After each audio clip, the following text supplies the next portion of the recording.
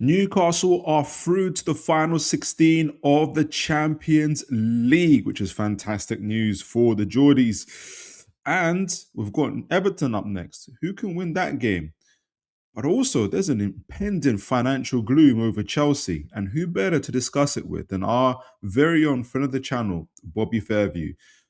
Let's find out what he has to say and what Newcastle can bring from Everton game right here on Toon Tactics TV, folks. Brilliant from Shea. And now Murphy could take on the shot. Bobby and Shea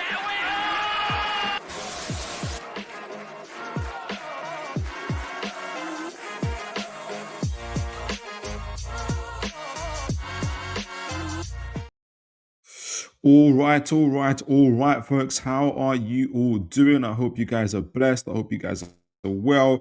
I hope you guys, whatever you're doing, whether it's morning, noon, afternoon, evening, you guys are having a blessed day, blessed time. Maybe you're returning from work, maybe you're going to work, maybe you're washing the dishes, maybe you just need some white noise in the background so you can go to sleep. And you're using Toon Tactics TV to do that.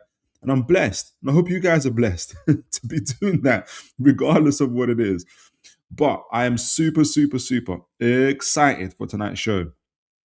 Not only are we going to be talking a little bit about the match reaction to the Qarabag game, like mainly about the starting lineup that everybody's talking about. I'm happy that we've got through to the last 16. I don't think we've been this far before in the cup competition before. So there's a few things to chat about there. Then we've also got the match preview against Everton, who are a point above us. So should we win, we can also obviously go above them. So it's a bit of a 6-pointer for us. And if the slimmest of chances we have of getting into the Champions League, but at least getting into Europe, we have to beat Everton at St. James's Park. So we're going to preview that game. But we've had some bombshell news today in regards to Chelsea and their finances. And it's come at an incredible time because me and Bobby Fairview, our very own friend of the channel, but also fanatical Chelsea fan, and also our own kind of like financial guru, accountant. We've done tons of shows with him before around Chelsea's finances, and it's going to be so fascinating. And we were planning to do the show anyway before the whole situation happened. So this is all this is pretty much God's providence that we're going to have this show tonight. So I'm really looking forward to it. And so we've got all of that to come, and already got folks in the chat. It's good to see James. God bless you, James. Good to see you, James. Good to see my man Adrian. God bless you, Adrian. Evening, Philip. Evening to you, sir. I hope you guys are well. Wobo Jog, how are you doing, sir? God bless you. Says Wobo Jog's checking in today for the Corporate Finance 101. It's going to be incredible. And with Bobby Fairview, it's going to be absolutely amazing. I was going to say, actually, Wobo Jog, I don't know if you remember, you said to me against City, I think it was against City, you was asking me, do we have any players that release passes onto the forwards quickly? And when I saw Elanga getting on the ball and not releasing the ball onto Gordon, you came to my mind when that happened. So you definitely had the right idea about what could happen. But without further ado, I want to introduce our friend of the channel, Bobby Fairview. It's been absolutely incredible from the past, like his detailed knowledge about not just the finances and stuff, about football, but everything else. You guys really love him. He's been supporting the channel for a while now, and it's been absolutely really privilege and a blessing to have him on. So without further ado, allow me to bring on Mr. Fairview. Bobby, how you doing, sir? I'm very well. As usual, you're doing too much, Philip. You just set me up there, man, and now I need to deliver. It's a long way down from here, Bobby. It's a long way down from Clearly. But big up to the chat, man. Seeing my boys in there, Wowa Jog, Adrian Prickett, and James. Big up to you guys. Hope you all are doing well. All the guys are here. All right. Well, the good thing is I got you here as well to talk about some Newcastle football stuff as well. So it'd be great to get on top of the the folks in the chat, it would be great to get your take on Newcastle. I don't think I've seen your XG back for a while. Maybe I've missed it, Bobby. I did publish it. I didn't tag you this time, but I tell you, we ordinarily we would have had a lot to chat about this evening had this news not hit, because we might end up meeting each other in the Champions League shortly.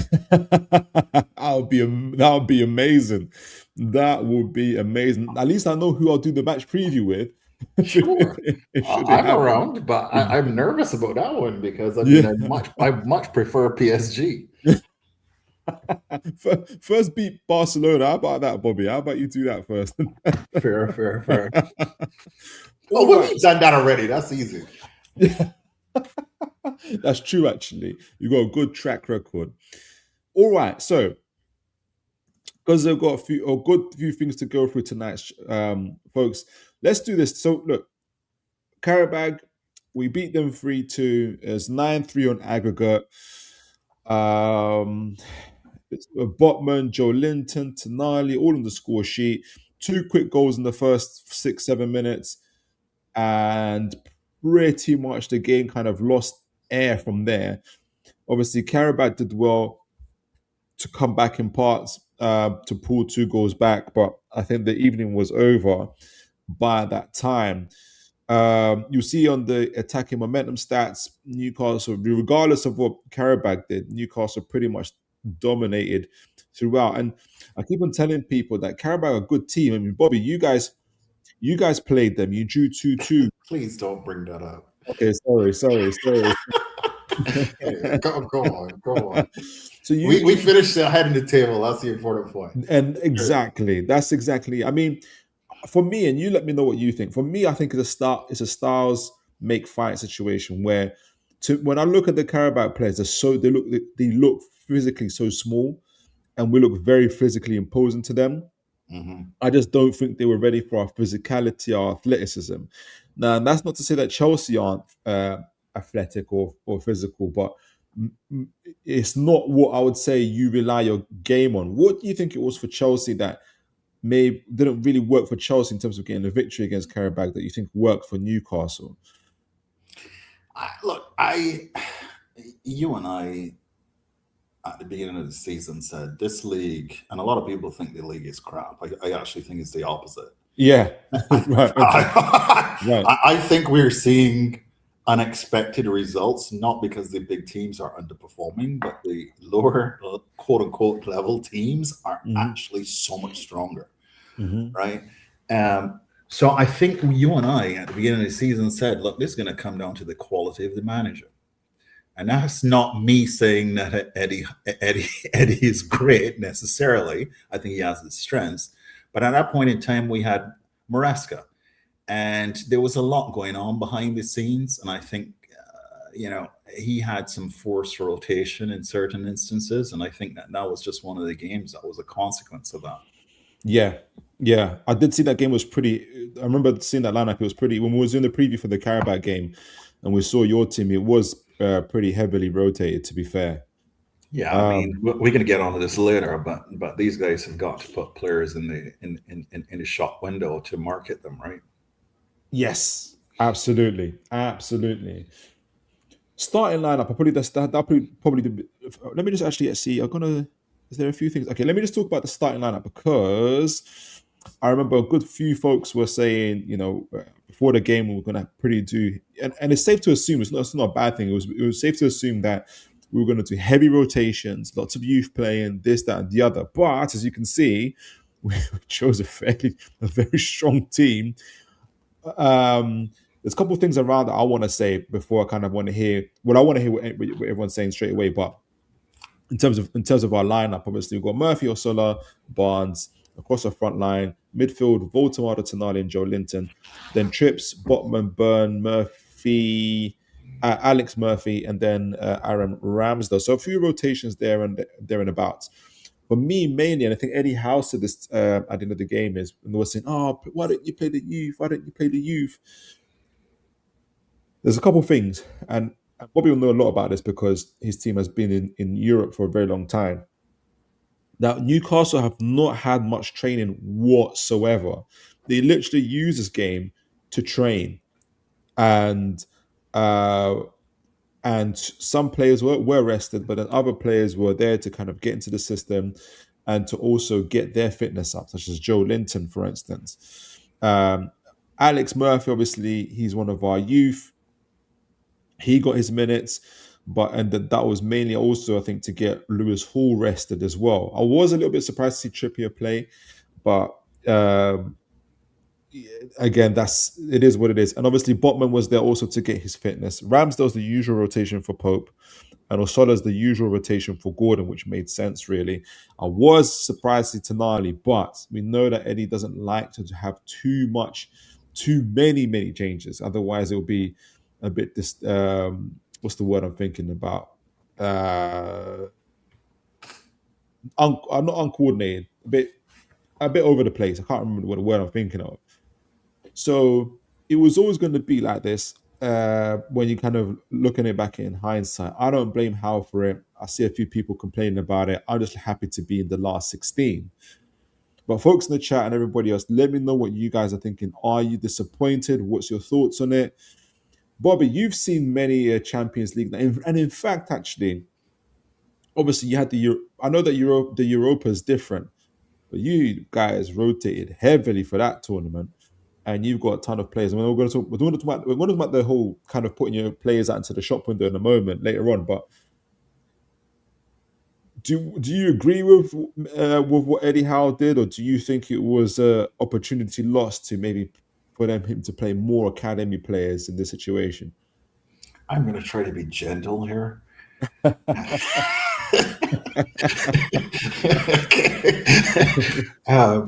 the truth and shame the devil. Sure. Look, you know where I'm going to come from on this, right?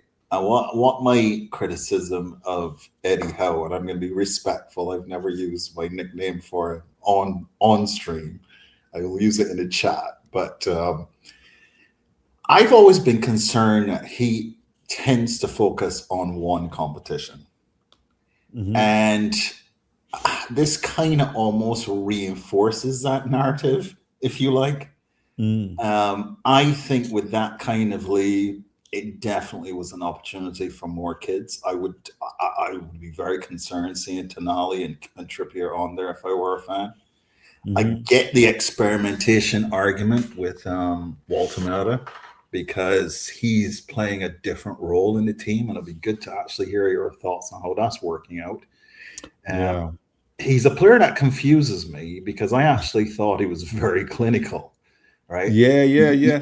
Even in Germany, but that has fallen off dramatically, and I've not put my finger on what's actually changed, other than confidence at this point. But it's interesting to see that he was he's now being brought into midfield, so I could understand experimenting with that. He spent some time on the bench, so he could deal with some minutes. But Tonali and Trippier, I don't know. You can't afford to have any of those guys go down at this point in time. So I get the fan criticism that it was, if at least a risk, too much of a risk, even a lost opportunity for a younger player.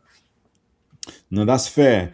And I'm going to kind of talk about Woltemade, and then we'll go to the chat. But with Woltemade, Craig Hope on not Newcastle specifically, but our Northeast journalist, had this quote, and he said, to be fair to him, he said this when Woltemade was scoring a goal every game. So he kind of spotted this early.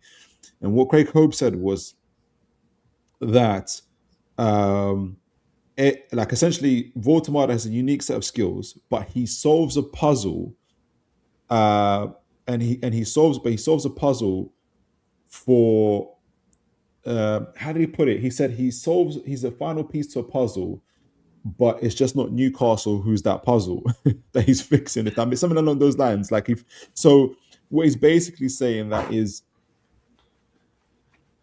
his unique set of skills are not suited to what Newcastle and how Newcastle we play. Like, we love to have our strikers and our full players to be intense, running power, press from the front. Whereas obviously Woltemade doesn't have that same intensity and that same running power to be able to press from the front. And if anything, I'm beginning to think, and there's a kind of emergent view that maybe Woltemade is even better in leagues like Italy or going back to Germany at some points. But I'm going to give him the benefit of the doubt. The other thing was there was some new. Well, Just to, can I just respond to yes, that sir. Yes, sir. Yes, sir. quickly?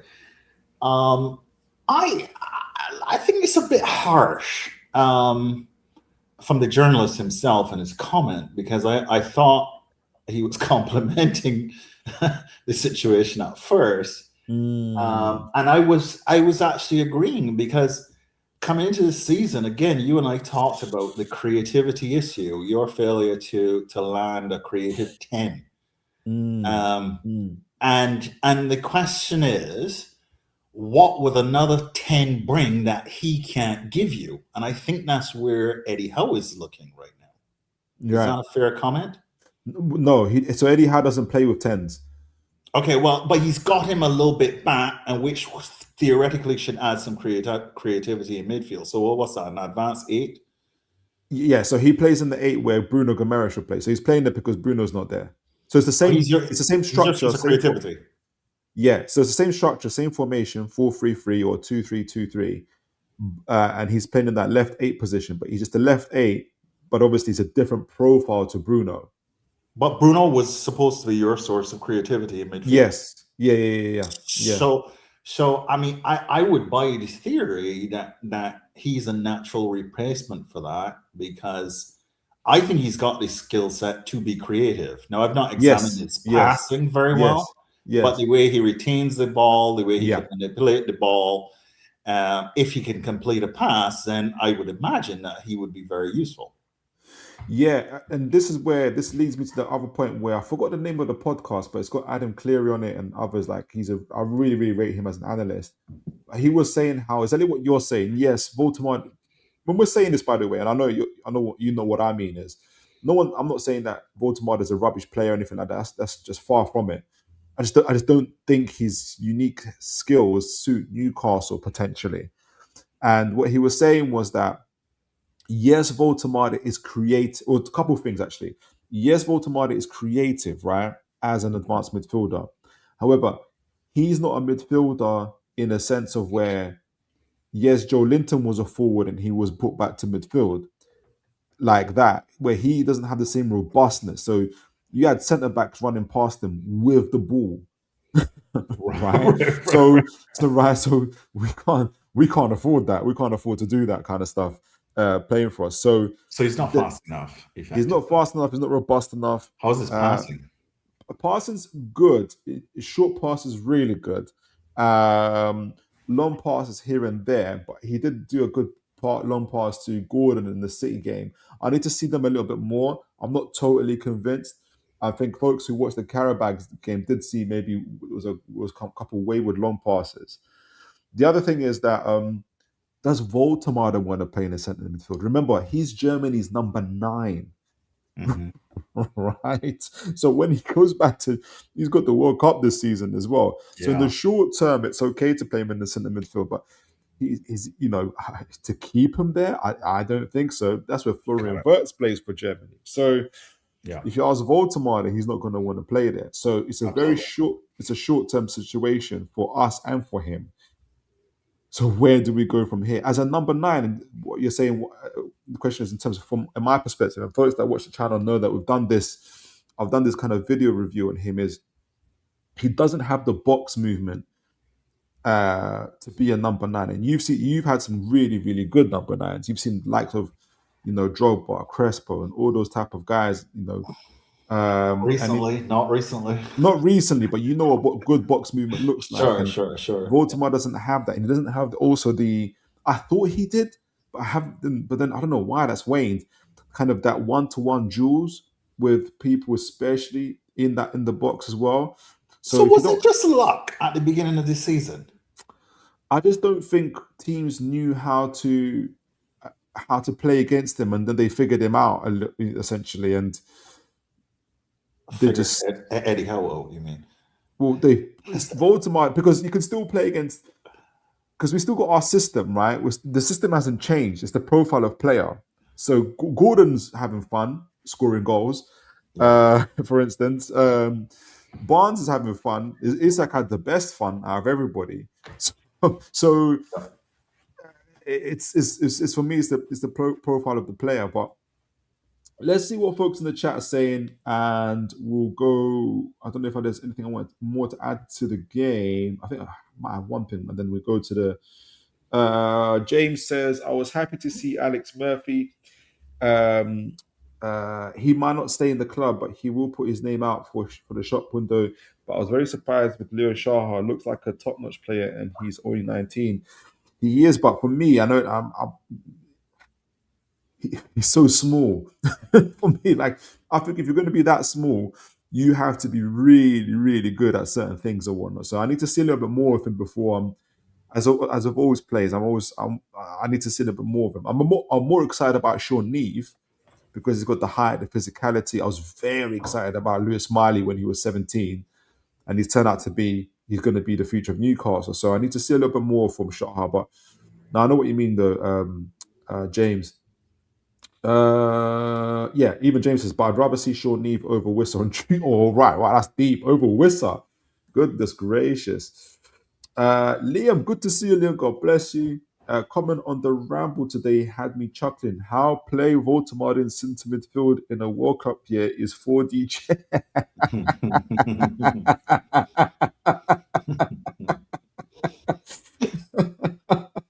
I can see what you're saying. I can see what you're saying, Liam. Liam says when Miley and Ramsey are back, I can't wait. I can't wait to see that. Are back. Volta is on the bench 100%, 1000%. Next season is his chance to secure a role. But tell me, Liam, and maybe and others as well. But I'm really curious to see Liam. Obviously came up with it, but everybody else is.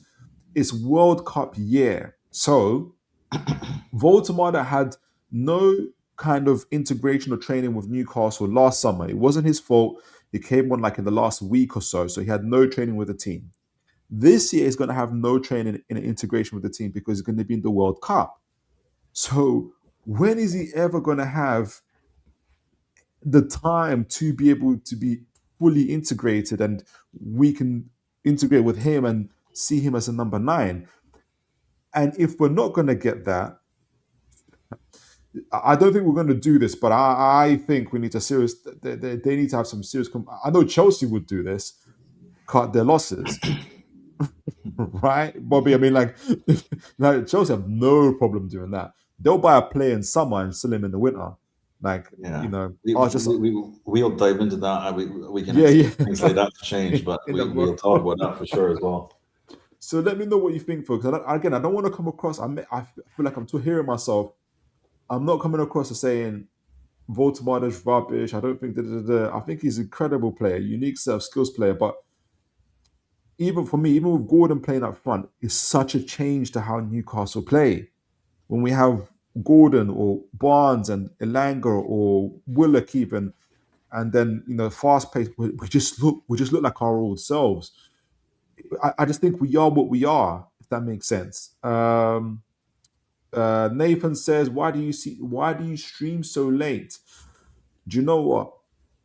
I'd love to. Well, this first of all, it started off because I'd love to think I'll be the most popular channel, and that nobody would watch any of the other Newcastle or football channels that got like thousands and hundred thousands of subscribers more than me. But I have to humble myself and say, no, I think people are going to watch the other stuff first. So I got to get myself a nighttime spot. So, by the way, which reminds me, folks, please do like, share, and subscribe so I can start to play my show a little bit earlier. But also, like, I just got back from work about an hour or two ago, so I do need a little bit of time to prepare and everything else. But if I can do it earlier, I would do. Well, and you're also not competing with the football, right? Because the UEFA Europa just ended, didn't it? How do you mean? Didn't Forest have a knockout game this evening? Oh, did they? Yeah. So, and that's why, like to your times, you come right after the matches end in Europe. Yeah. Oh, yeah. Okay. So that too. Actually, Yeah. that too. Actually, I forgot about that. Well spotted. Adrian says he's a striker. As Voltemade, he needs to play there and develop. I agree. I do agree. Problem is that he requires a system change. Yeah, he does. I thought he could be like a Kai Havertz, but he's not as strong as Kai Havertz in the one. Kai Havertz works because he's got the strength in one-on-one. So people might not like him, and the fact, Bobby, I don't know what your views on Kai Havertz are. People seem to have a love and hate relationship. I think he's a great player. Might not necessarily be a great striker, but a great player, and he's good in these one-on-one situations. But yeah, let me know, Bobby. What's your thoughts on Kai Havertz? Look, I was never one of these people that wanted to see him leave Chelsea. I mean, everybody was excited at the time about the clear out and the rebuild, about what they were going to get, but I had no idea what they were going to replace this guy with, right? Kai Havertz is not obvious to the untrained eye in terms of his qualities, but every team that he plays in plays way better when he plays.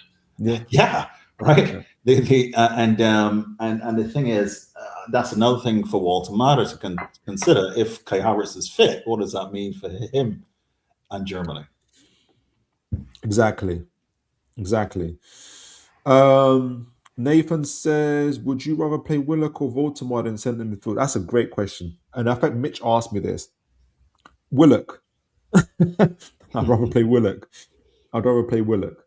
Great question. What about you, Nathan? You let me know. Who would you rather play? Would you rather play Mickey or Elanga? Woltemade needs a strike partner. Yes, Adrian, but that's what Elanga's there for, or Barnes is there for, or Gordon is there for. We've tried to play around it. We changed our system when we were playing through the middle. Then we tried to change it when we were playing down the flanks. Remember, like we were putting we put in about 20, 30 crosses a game. And we got like 10%, 15% accuracy on them. And that's not because we got poor crossing. That's what happens when you got poor movement in the box. That's why those balls keep on getting headed away. So I just don't know. I don't know where we go from here with him, and he needs that time with us to train. If he's going to be that striker, he has to improve that. But look, to do this is what I did. I went on YouTube because I had to just remind myself what good box movement looks like. And I asked, for instance, like Cavani. I did Cavani box movement. Elite. Right. Absolutely elite. And then when you see that, and I think I told you guys this, when I watched it, again, I was getting angry watching it because I'm thinking, why doesn't my striker do this? Right? And as Bobby said, it's elite. But it doesn't mean that it's not that you shouldn't do it. Like if you're not necessarily an elite striker just yet. So yeah, we've got to do something. Well, you know who I thought had some elite movement that you guys let go? Callum Wilson. Bobby, let me just bro. Why are you wasting our time here? Why are you just delaying the show? You can use him right now. I think he'd be rather useful. He'll be injured. That's what he'll be. There's a reason why he's paid for play at the moment, not on the full contract. Liam Knowles says, I am all from bleeding technical players into our team and system. Yep. But Walter defines the team's style of play. Yeah, I like that line. Walter does define a style of team's style of play. No player should do that. Not strong enough, not fast enough, not dirty enough, not it. Wow. Liam probably said what I'm thinking, but I was kind of trying to be reserved on it. So Liam, have you kind of made your mind up on him? Like, that's intriguing. Let me know, guys, what you guys' thoughts are as well. We're going to get into it. So Jeff, God bless you, Jeff. I don't know if it's your first time to the channel. I haven't seen you before, but if you've been here before, my apologies, but welcome and God bless you. Jeff says, there is no point keeping Woltemade if we are not going to adapt tactics to get players near him in either inverted wingers or second track. My only thing is, Jeff, I disagree. We do bring players around that. I feel like the team has made real concerted efforts to play around him, to be alongside him, through the centre, out on the flanks. But he's not strong enough. The whole thing is that he's not strong enough to be in one-on-one situations with players. Just watch him in one-on-one situations. And the whole thing it's funny how nobody's asking him no one's talking about his headering ability, which is non-existent. Like, I've never seen the player who jumps and hides from the ball at the same time. Like, this is my own player I'm talking about. Like, it's extremely frustrating to see Voltemade in the air. Adrian says, did I hear correctly on Antonio Mango's show that Eddie said they hadn't scouted Voltemade and just got him last minute on the agent's recommendation?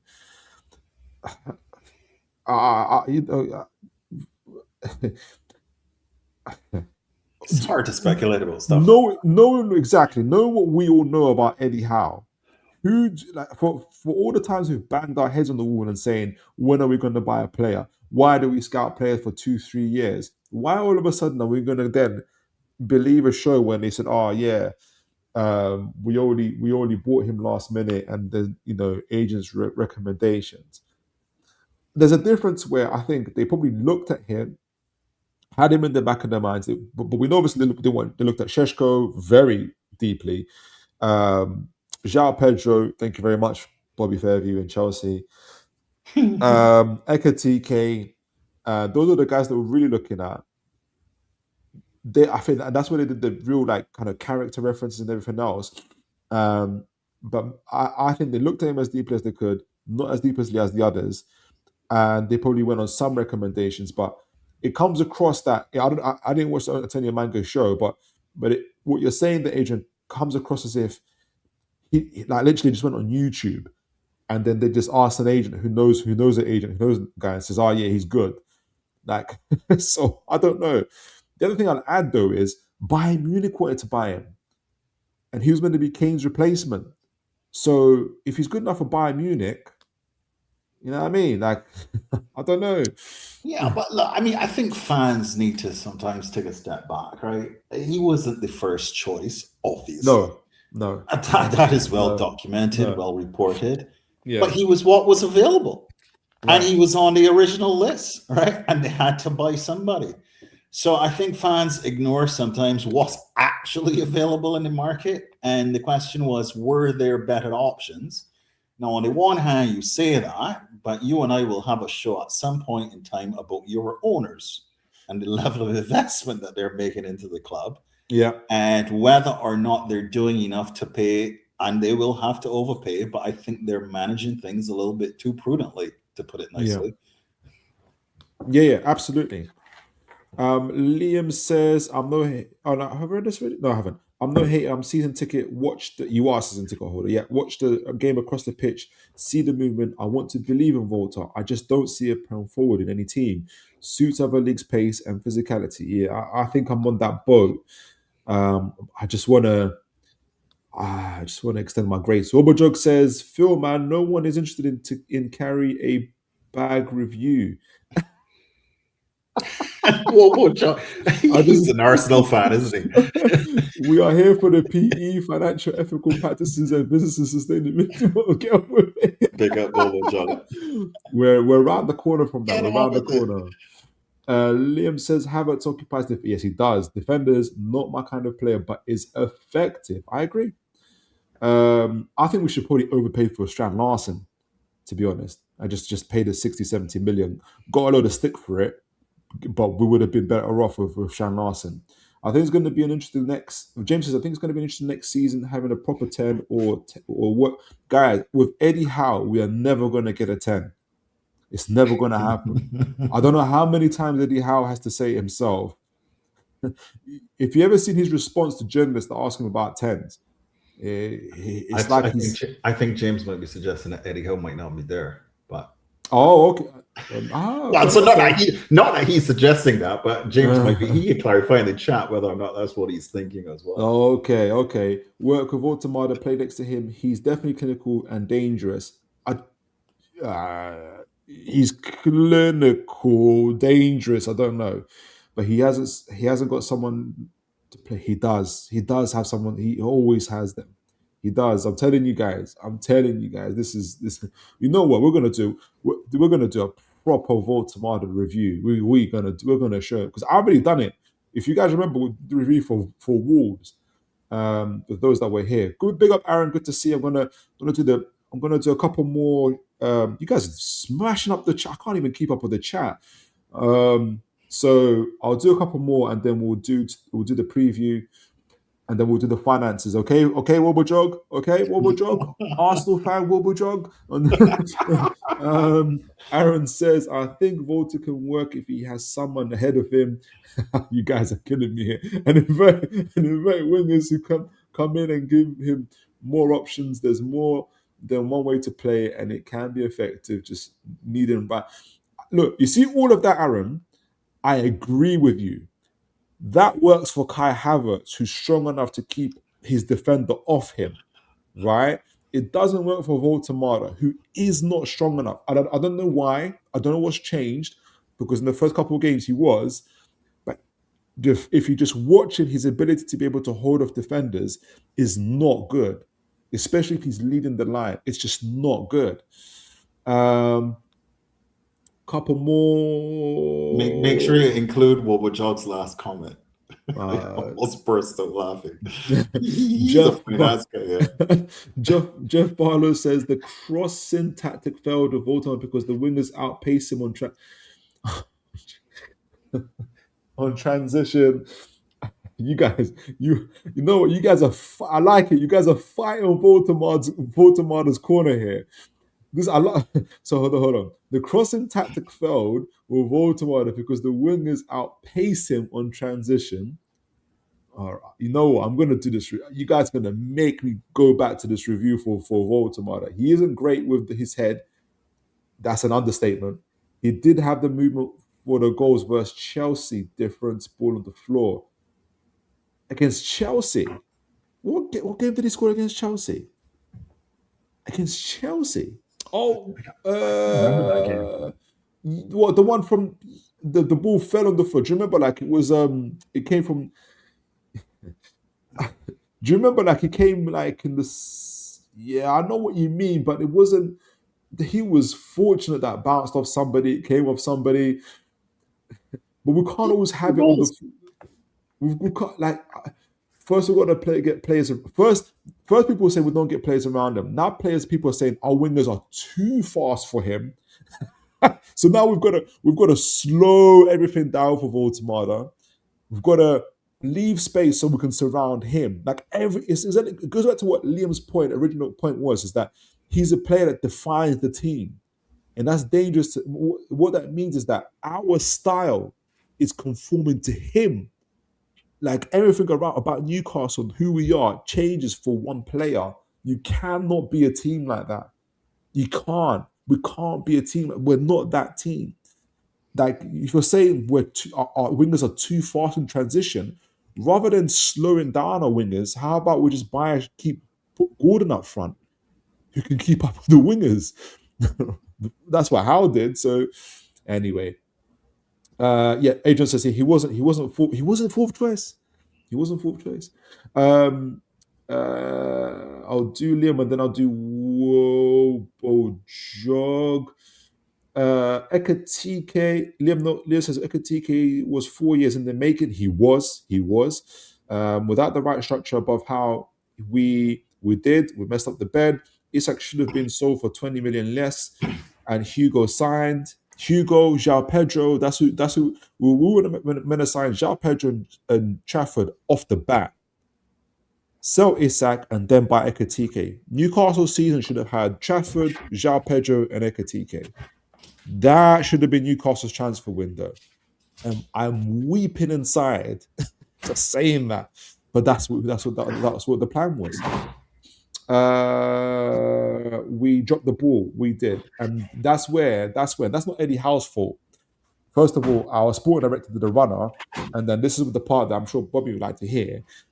But our owners righteously messed up because it became very, very difficult in terms of what rumors are saying to be able to get finances quickly across the line to get their sign off, which is extremely, extremely annoying. Right, so I'm going to skip a few and say, Wobblejog says, by the way, Bobby, I actually own 2 Enron hats, different colors, and a Nortel and Lehman sweater. Goodness gracious. All these are companies that went bankrupt. If Clear Lake aren't litigious, I have a new merch idea now. That's not bad. That's not bad. Good one, Wobblejog. one more from James, and we'll go straight to the match preview. James says, "I kind of disagree, but I love the chat though. To be honest, like this is a good conversation. This is a really good conversation." James says, "I kind of disagree with you, Phil. A statement that he isn't looking about using 4-2-3-1. He's not heaps used to the multiple matches now, and it's been effective and dangerous to other teams. Learn his tactic." So I kind of disagree with you, Phil. A statement that he isn't looking about using 4-2-3-1 and use the multiple matches now, and it's been effective and dangerous to other teams. I'm Is he missing a doing little bit. that 2-3 now? I'm Is he missing doing about. Say that again, Bobby. No, What's I'm that? asking. I'm just looking at James's comment, and is Eddie? Is James suggesting that Eddie is currently using a 4-2-3-1 and that is currently working?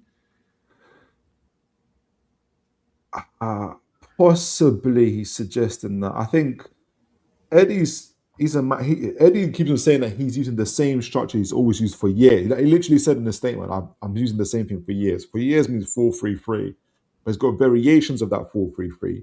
Obviously, it's not 4-3-3 how you see it on the graphic on the table. It forms in different ways. Sometimes it's a 2-3-2-3, especially when we're attacking. It can be a version of a 4-2-3-1, but it's not.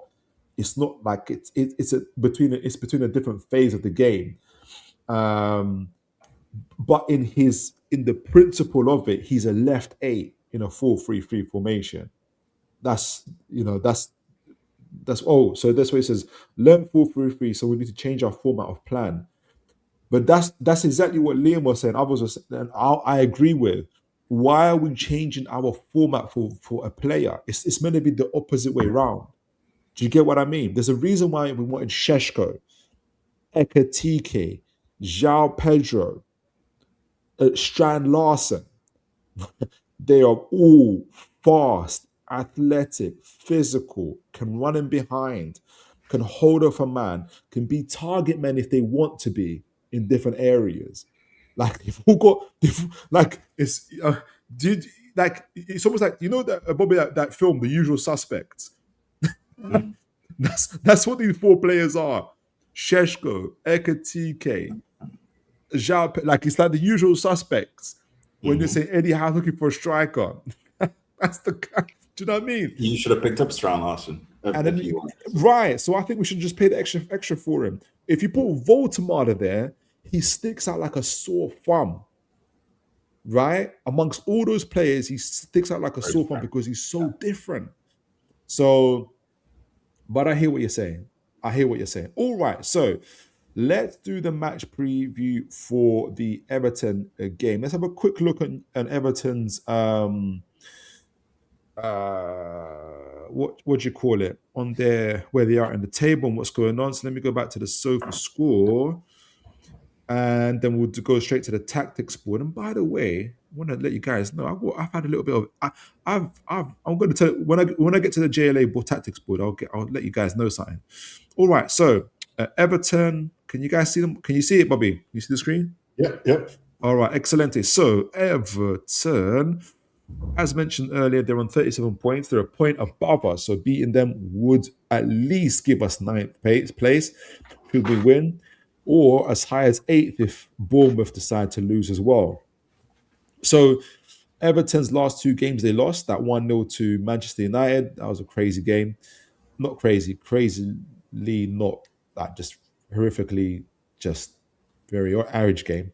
And then they lost to Bournemouth 2-1, which is again very, very interesting as well. They've only won one game in the last 5, which was against Fulham 2-1. They drew against Brighton and they drew against Leeds. So for me, kind of suggests not the greatest of form recently, but they are where they are. They've scored 29 goals of 31 conceded with a -2 goal difference. Won 10, drew 7, and lost 10. Not too dissimilar to ourselves, actually. Obviously, they lost 1 less game than us. Now, let's see their players and where they're at. I remember they've got Tyreek George, Bobby. How do you feel about that? It doesn't make sense to me that we would keep Garnacho and sell Tyreek George, but let's see how it works out. Fair play. I get that. All But I right. mean, just a general comment though on Everton. Um, my math in my performance table suggests that they should be in 14th, and so Ah. I'm not surprised to see that form table. Where should Newcastle be in your form table? I right now believe Newcastle should be in 6th place. Oh.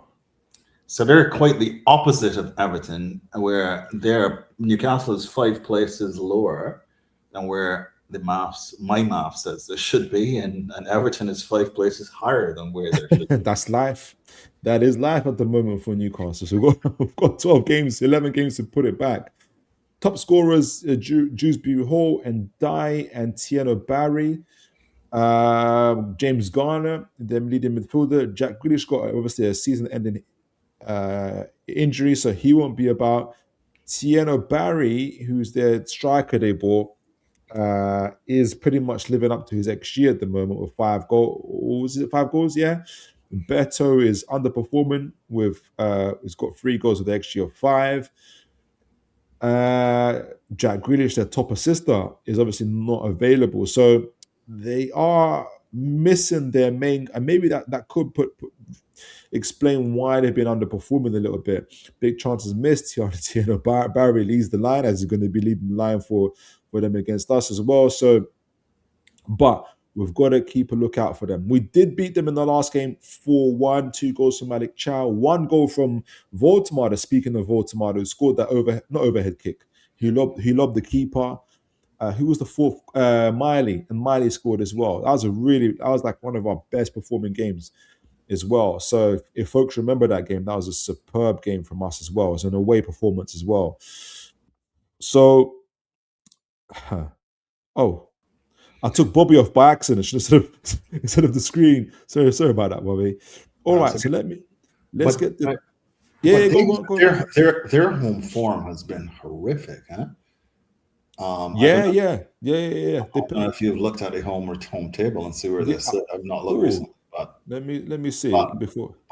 But they're playing at St. James's Park, right? They are playing at St. James's Park. Let me see their form table while you were saying that, actually, because someone else commented on that as well. Everton standings. So let's see their home. This is home.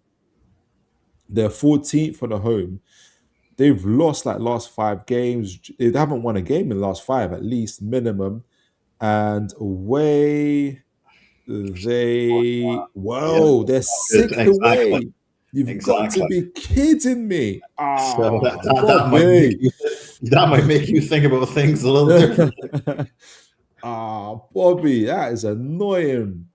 So they drew to Burnley, though. They drew to Burnley 0-0. Beat Forest 2-0.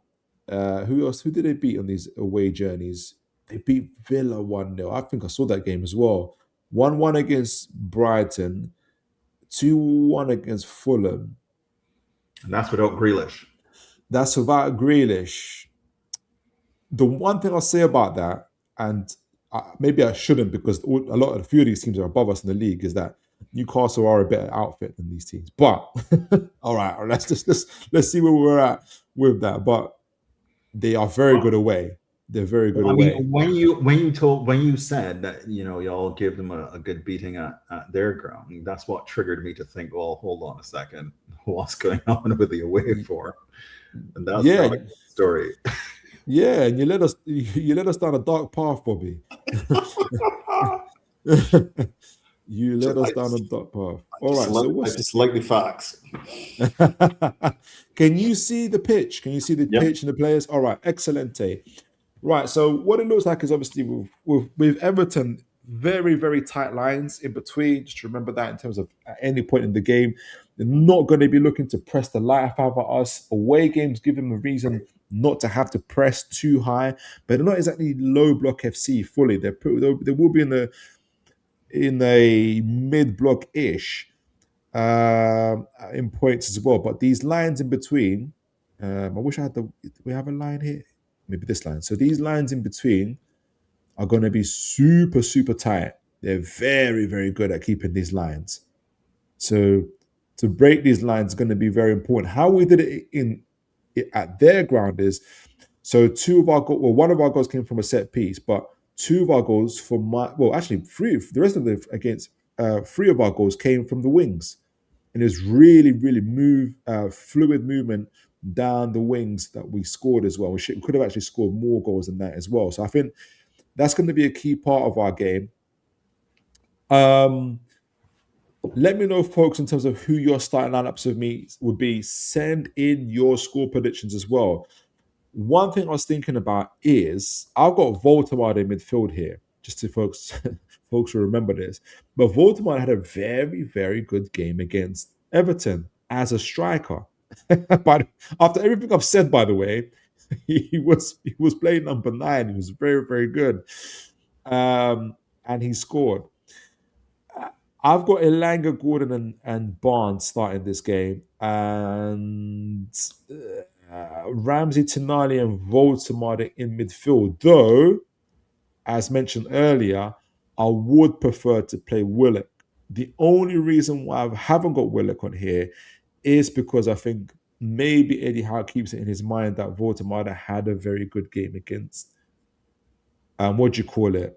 against Everton at the away ground. So I have a feeling that he may keep. The other thing what Eddie Howe might do as well is got an option of playing Joe Linton. Who would you go for, Bobby? Who would you have in Newcastle's midfield, or even what's your preference? What I'm focused on is your next games. Yeah, Man United and Chelsea, I think, away. Yeah, you've got the FA Cup in between there as well, so you've got 3 tough opponents after that, and then you've got the derby. So I don't know how you feel about Gordon and his susceptibility to injury, but your idea about going with Woltemade in the striker position, I don't know if you want Tarkowski beating up on Gordon for an entire match when you've got that stretch of games coming up. So I would protect him a little, even if you push him out on the left. So my preference would be to go with the formation that you did when you played at their ground. So, that means Gordon will be on the bench and he's fit, and it'll be Barnes playing. So it'll be Woltemade, Barnes, and Elanga. So Barnes has to be paired with Woltemade, is your theory? Yeah. So if we're going to do that, so this is the lineup. This is the front 3 that played against Everton at their ground. Yeah, it was these guys. Well, I mean, you can play Gordon on the left, right? You could start unless Barnes plays on the right. Yeah, so Barnes comes off and Gordon plays on the left. Because Tarkowski is going to be crunching those boys, and Joe Linton, you're going to need his strength in on Paul, I think. I agree. Let me know in the chat what you guys are thinking. I think our backline picks itself. Chow and Botman, Hall and Trippier, and Pope as well. So Everton. Now I've got it here. Where did I have my thingy bobs? Here we go. So it looks like a 4-5-1, but it goes into a 4-1-4-1 as well for Everton. Like I said, really, really tight lines in between. They're going to try and be organized. They will not try. They will be organized. And this is what's given them their success going forward. They also really like to press. I have to keep on getting these guys back on track because I had it differently. I'll keep it like this. I know what I'm going to do. So take off Elanga. Gordon is here. Barnes is there. So they like to press in the 4-4-2. Where is it? I'm missing the player. Who am I missing? Woltemade. Where's Woltemade? Here we go. So they like to keep in a 4-4-2. They will press it that way as well. And this gives them a lot of... wait, sorry, Philip. Is Wissa injured? I heard something like that yesterday. That he has a torn a knee injury? Yeah, so he's carrying an injury that he got after we bought him, he went to Congo to play for Congo. Oh, so it's the same industry. It's not a new Yeah. one. No, it's the same injury, that he's carrying. So I got he was rehabilitated-ish, but he's got like a strained or a torn ACL. So it's not snapped off, but it's got a torn ACL that you would need what you call it, an operation for. But Yeah, he's taking injections for it at the moment, which is a risk. But I think he's got the World Cup in mind. He wants to play Champions League. And so he's doing this, but it's risky. So he's sure. taking that risk, but he's not the same Wissa, which puts us in a predicament. We are where we are. Now, God forbid, should his ACL go, Hal's going to get all the stick for it, but no one's going to people forget that there's a player here that probably wanted to play as well. And that's what he wanted to do. So they'll be in this 4-4-2 or the 4-1-4-1 formation, which gives them some protection as well. So Dewsbury Hall might drop in like that. Then you'll see probably Gay here with the other way around.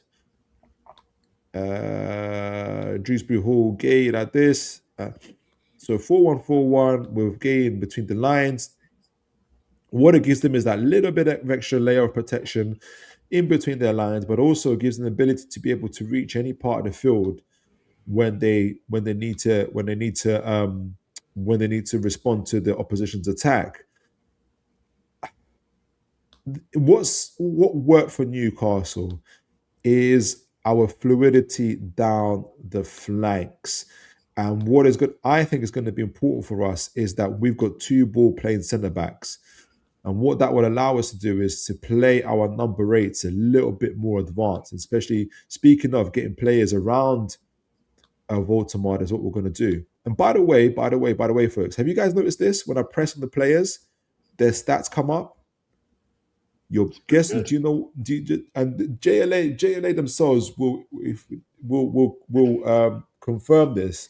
It was my suggestion, just to let you know, guys. Just to let you know. So, big up JLA, big up. This is custom built.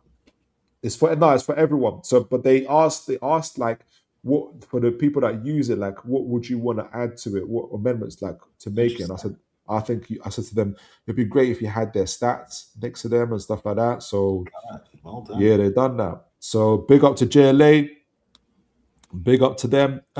So yeah, I think they'll look to try and hit us on the break, but I think Botman and Chow, even by themselves, Chow 1-on-1 with Barry, Botman 1-on-1. Well, I'm not going to take the total mic, but it's relative.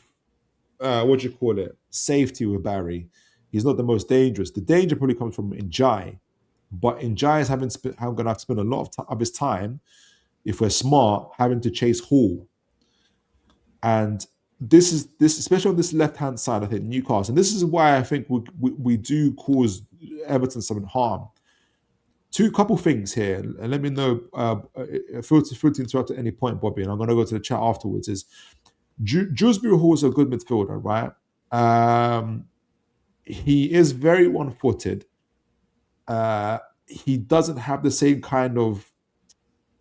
So put it this way, I fancy Joe Linton against Dewsbury Hall. Put it this way, in a one-on-one back battle.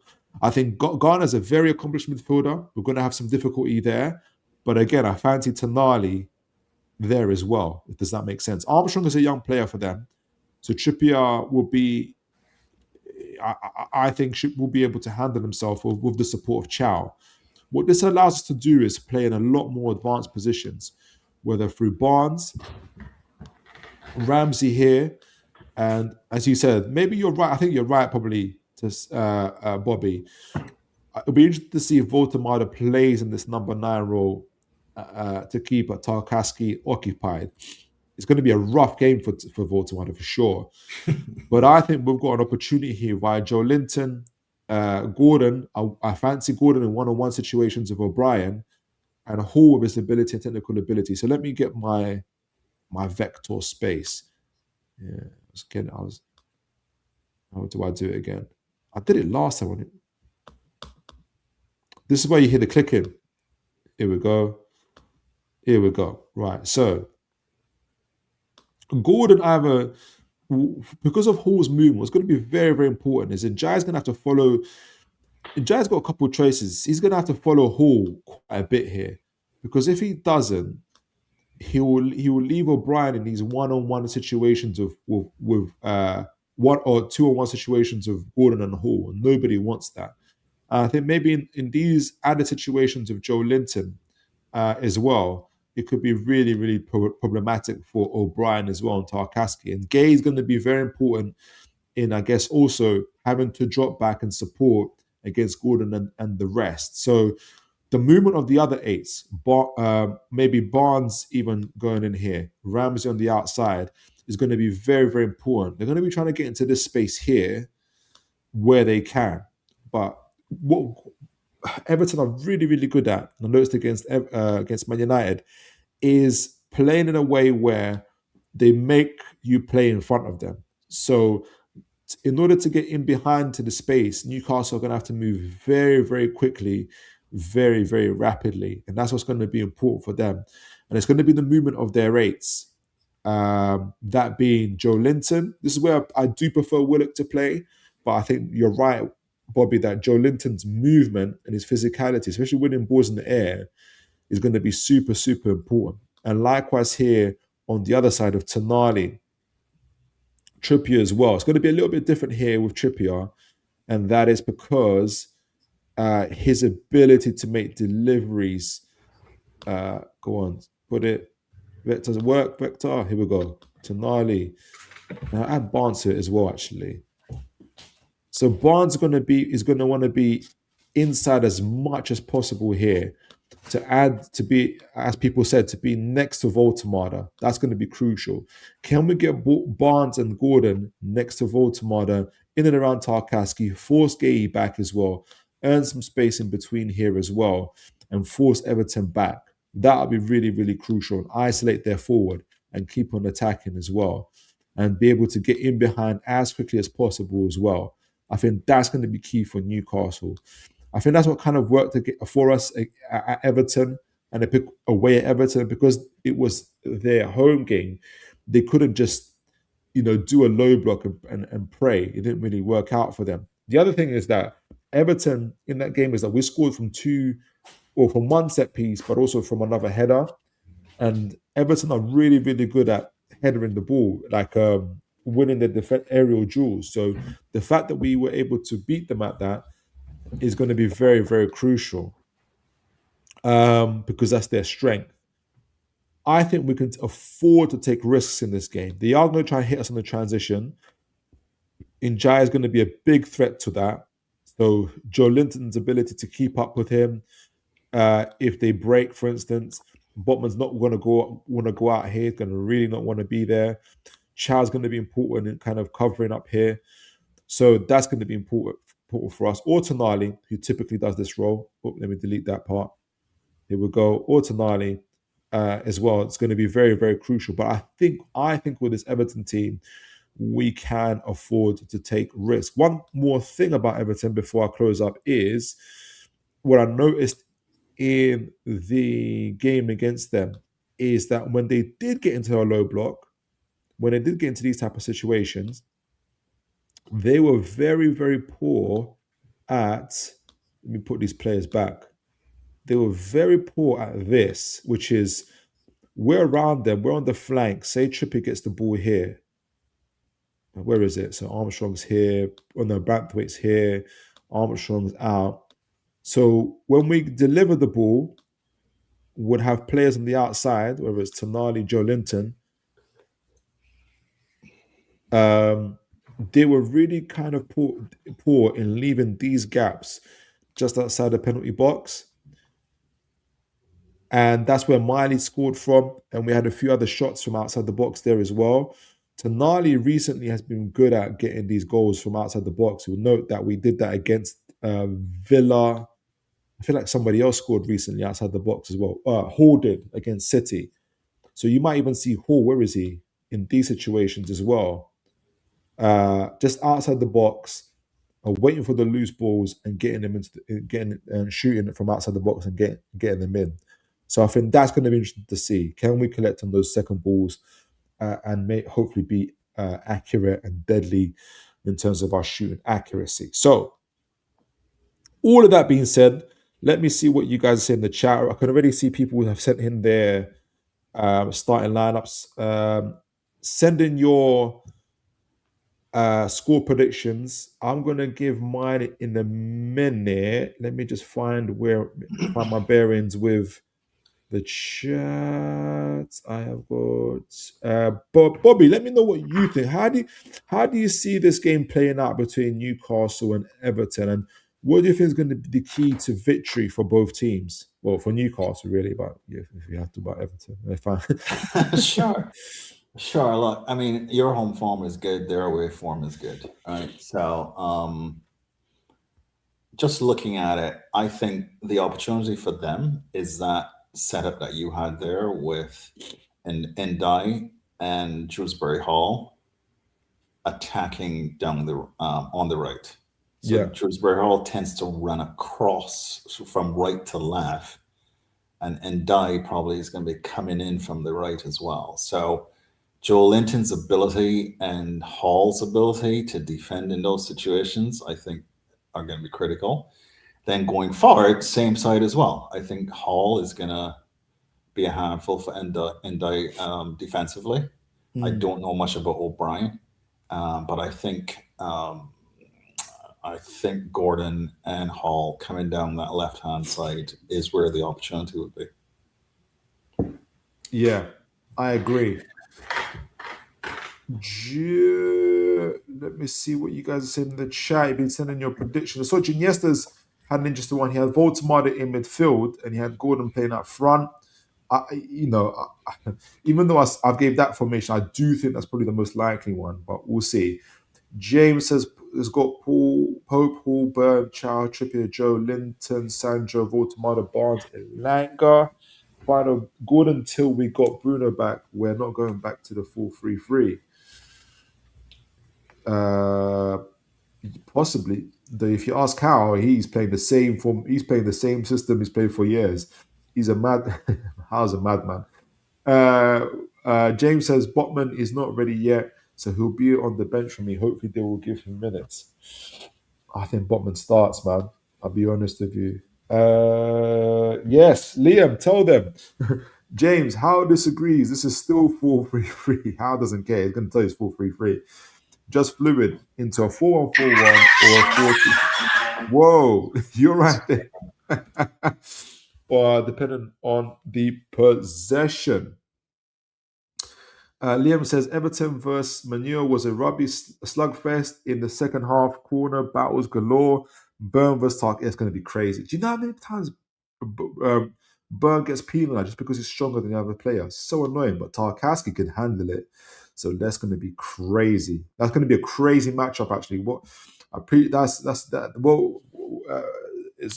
Thanks to Liam for highlighting. That's going to be a crazy matchup as well.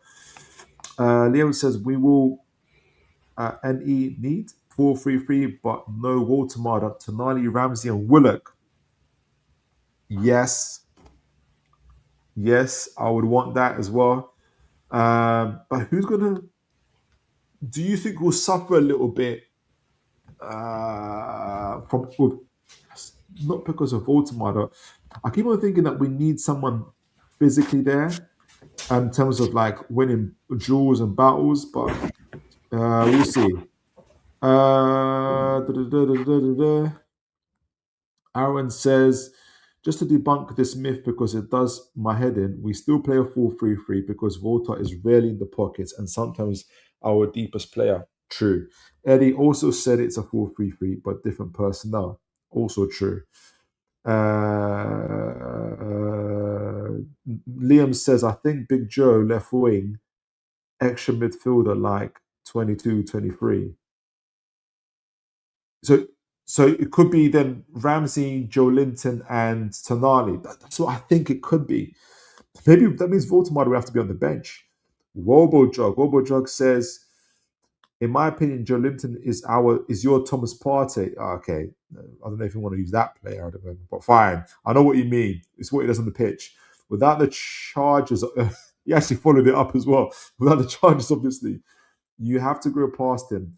In my opinion, he's becoming a tactical liability given the CMs, DMs, AMs How has the summer you should get a 8? I think we will. And the fact, I think I was saying this to Mitch the other day, is with all the midfielders fit, I would prefer Ramsey. For me, Ramsey, Bruno, Tonali will probably be our top midfielders now if they were to play. That kind of highlights where I'm at in terms of our midfield. Who is it? Liam says Liam's got Trips, Burn, Chow, Hall, Tonali, Ramsey, Willock. Yeah. Joe Linton. Tonali, Ramsey, Willock. Joe Linton on the left, must be on the left. Murphy, Gordon. Strong, aggressive teams with overlaps. Ooh, you probably don't rate Elanga then. Joe Linton on the left. Okay. But then obviously he goes, yeah, okay. I see where you're coming from. That's smart. I can see where. And guys, thanks for sending your predictions. Adrian, thank you for sending your predictions. Adrian says 3-0. I love that scoreline. Jeff has gone 4-3-3. He's got Tonali, Ramsey, Joe Linton, Elanga, Woltemade, Gordon. Liam's gone for 2-0 ugly. It's going to be ugly. Love the scorelines. Jeff says 2-1 win, scrappy, and the last 10-minute winner. 10-minute winner. Yeah, I like that. It's going to be like a cathartic release. James says, it's a Wobojog. All right. So, Bobby, what's your score prediction? Then I'll give mine at the end. You there, Bobby? He might be coming back. All right. So let me give my... Sorry. Yeah. No. I'm here. Sorry. I put myself on mute because no worries. Movement in the house. Score prediction. I could see a draw, unfortunately. Oh, jeez. I can see a 1-1. We're all giving wins here. Come on. Yeah, I just don't trust Eddie coming back from Europe. I just don't. Right. Now I see where you're coming from. So what, you've gone for a 1-1 or was nil? Yeah, a 1-1. A 1-1. All right. So Bobby's gone for a 1-1. Aaron here last minute has gone for a 2-1 win. Set pieces to be crucial. Come on, Adrian Pickett. Jeez Louise. All right. So I'm gonna go for. Come on, we can do it. I think we can win set pieces, headers. I think we're going to be well up for this, to be honest. I'm going to go for 3-1 Newcastle. I'm going to go for a Burn. Either Botman. This Burn isn't going to be playing. Botman's. It's either going to be Botman or Chow. I'm going to go for Chow, Hall, and Chow Hall. Gosh. Malik Chow, Hall, and I have to get a striker in.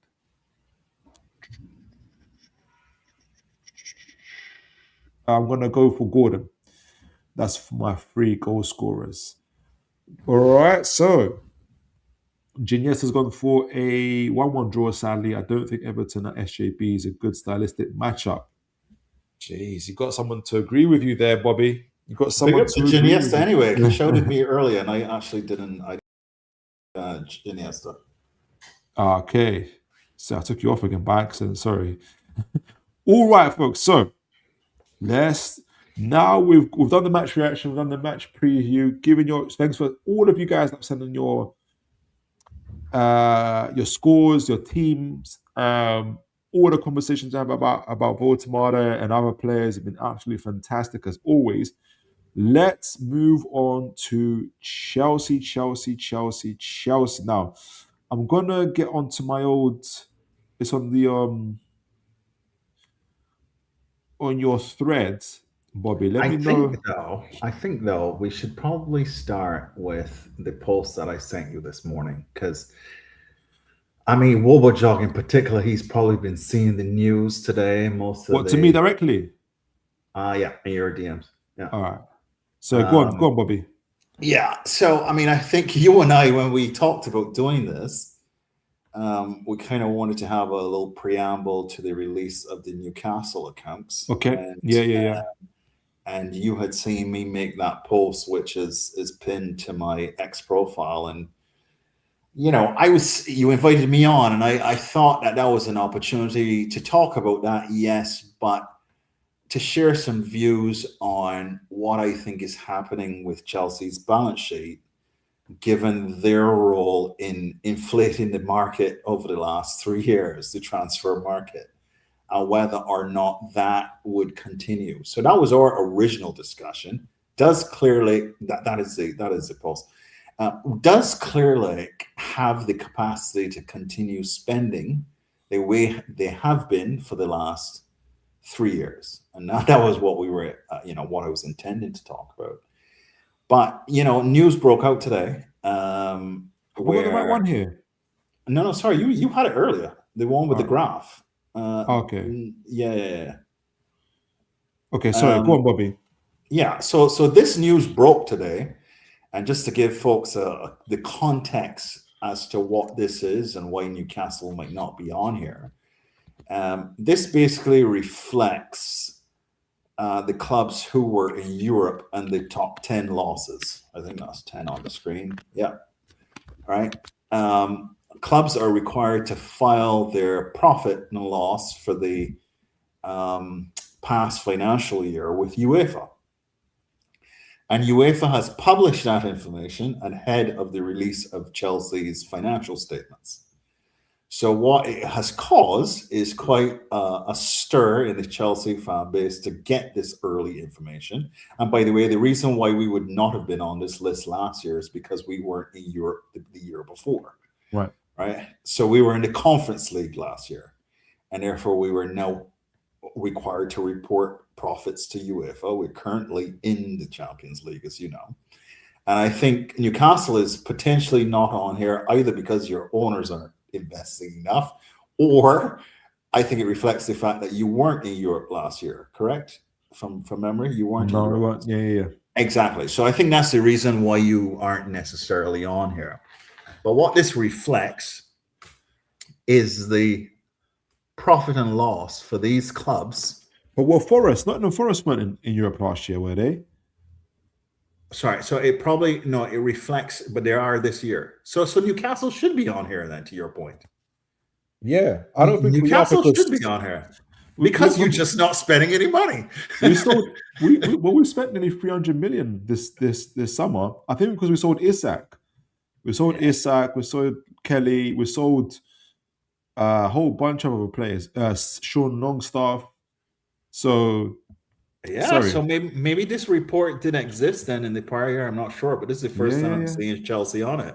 And obviously Newcastle is operating at a profit. So I think when we see, or at least a smaller loss than what we're seeing here, which is not surprising given the Isak sale, etc., right? Which would have recognized a profit right away.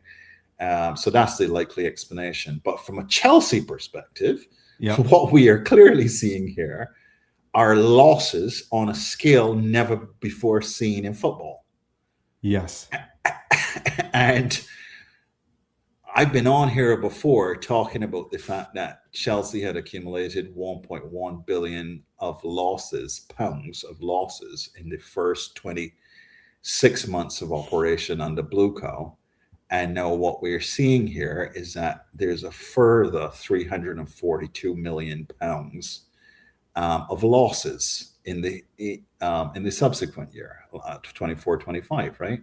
Mm-hmm. Now, what is also troubling about this is that Strasbourg also appears on this list. And as you know, Strasbourg is also owned by Chelsea. Right. Okay. It's part of the multi-club project. Money comes from the same pot. Okay.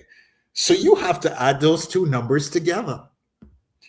Now, how does Blue Co have its only two clubs showing losses? So they're the top 10 worst clubs for profitability in all of Europe, and then can explain to people that this project is working?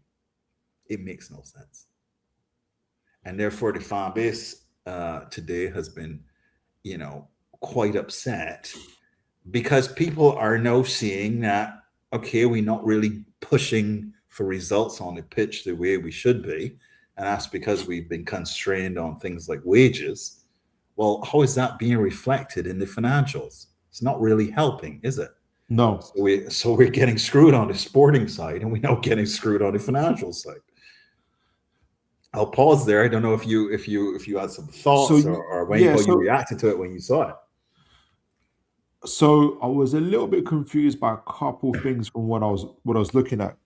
Though I do have one thing that's in my mind, because from our previous shows, I know that you really emphasized like Chelsea's operating costs, which are really, really high. But obviously this isn't exactly that. What I'm confused about though is Chelsea make a lot of sales. So how is it this? How was this? How have the losses become like doubled essentially? When I also see you selling players, like you're so active at selling players, what's going on here exactly? So I can actively start selling apples. It doesn't mean that I'll sell them at a profit. I can sell a lot of apples. Okay. Right. But if I'm buying my apples for more than I'm selling them for, I have a problem. Yeah. Okay. And that is where this whole debate about amortization comes in. Right. You will have somebody on Twitter saying, you know, we sold Nkuku and we made a profit. Well, did you actually? Because they sold Nkuku for less than they paid for Nkuku. Right. Same thing with João Felix, right? And you cannot continue doing this. Buying high and selling low. That's just not a thing in investing. Right. Okay. Right. Now, here's the worst part, and what probably exacerbates this a bit is the fact that the auditors probably insisted that Mudryk be written down to zero. Now, that's a player that's serious. 62 million pounds. Yeah. Remember the stats with the private jets? Yes. That guy is now virtually useless. Okay. And the auditors would say, well, who are you selling him to and for how much? Well, that's a big fat zero on the balance sheet. Right. And so that has to be flushed through income. Sterling. Yes. Good old Sterling. Okay. Right. He was our most productive winger and would have continued to be if Eghbali didn't decide, hey, let's just pick a fight with this guy because we're paying him too much. Okay. So they agreed to pay this guy what they agreed to pay him. And now they're regretting it and want to renege on the contract. And Sir Sterling says, you either pay me out or I'm going to sit here and take care of my kids. And he did just that. Well, guess what? That's another 20 or 30 million pound write-off because of that decision. I remember, and I guess what I'm saying is, I remember there's something that you described it as when last time we did a show about how the owners view like their approach to the finances, because I feel like this is what's led it to this situation. And obviously you mentioned in amortization, because as we know, amortization isn't real. It isn't. It's not real. It's not real. It's not. Whereas cash. it's not cash. Yeah. Exactly. Whereas this is real. Like this is what it is. What? Remind us again. Like what do you think? How the owners got this so horribly wrong? Like what is it about their philosophy, their idea, their approach that's got them to this stage? So look, I mean, the way private equity firms work, a lot of what they do is not public, right? They are forced to, they being Blueco and the owners of Chelsea are forced to file financial statements with Companies House in the UK. So that's really my source of information. So whenever you're looking at Chelsea's accounts, you want to make sure you look at the ultimate holding company, which is 22 Holdco. To answer your question and go backwards, Bully wanted to buy Chelsea since 2019, and maybe it would be worthwhile to recap this story for the benefit of the listeners. Yeah. A rumor has it that he was sniffing around Chelsea since 2019, and Roman refused to sell. Yeah. Now that's around the time when Roman was not being allowed into the UK, etc., etc. So he may have been thinking about selling. But it never happened, right? So fast forward to 2022 with the sanctions and where he was now forced to sell. Up comes Bowley with 300 million pounds to try to buy an asset that Roman ultimately asked 4.2 billion for. Now, what that means is that Bowley needed to find a lot of money, Yes. right? And so he had two friends, Weiss and Walter, who were the other two original shareholders with him. They also put in 300 million pounds. And Walter, by the way, he just bought a big franchise in the US for $10 billion. $10 billion. $10 billion. Well, not out of his pockets because he's not worth Right. that much, right? There's another consortium kind of arrangement. And in the US, these private equity firms are actually not allowed to own ball clubs, Right. right? Only the UK is allowing this lawlessness. But anyway, so Bowley had 900 million pounds between him and his two friends, and Roman was saying, I need a minimum of 2.5 billion of cash in my hand. And what Roman did, which was in the interest of the club, he also put in his sale agreement that the new owners have to invest 1.7 billion into the club. Yeah. Okay, so the cost to the new owners is the 2.5 that needs to go to Roman and 1.7 that needs to go into the club. That's the money Right. that they needed to find. Right. So Bowley only had 900 million. So he went to Clearlake, got 1.6 billion pounds to complete the 2.5 billion of cash that Roman required. Okay, so that's where Clearlake enters the picture. Clearlake is not authorized to own or even lend to sports clubs in the United States. And the very fact that they're allowed to do that in the UK in of itself is a problem. Nonetheless, they gave Roman the money and they now own the club. Yeah. They then therefore had to find 1.7 billion to invest into it. They went to a company called Ares Management. Now, this ARES. Now, this is a very important company in football because they loaned money to John Textor, who owns Lyon. Oh my word. This is getting worse and worse and worse. Exactly. Okay. So, and they were lending to Textor at 19%. Jeez. Okay. So, and now he has sold his stake in Crystal Palace, and Ares is saying, well, hey, mate, you owe us a lot more interest. So you have a year. We'll stop charging you interest for a year before we take over Lyon and Botafogo, the Right. two other clubs that he has an interest in. So Ares Management has also they loaned Clearlake £500 million to then start investing. You see that 1.7 billion I talked about? Yeah. That was the first set of capital coming in, which they borrowed as a subordinated loan. And that went into to Chelsea. That became equity in the club, which they then used to leverage even further and borrow another 750 million pounds from JP Morgan and Bank of America. Right.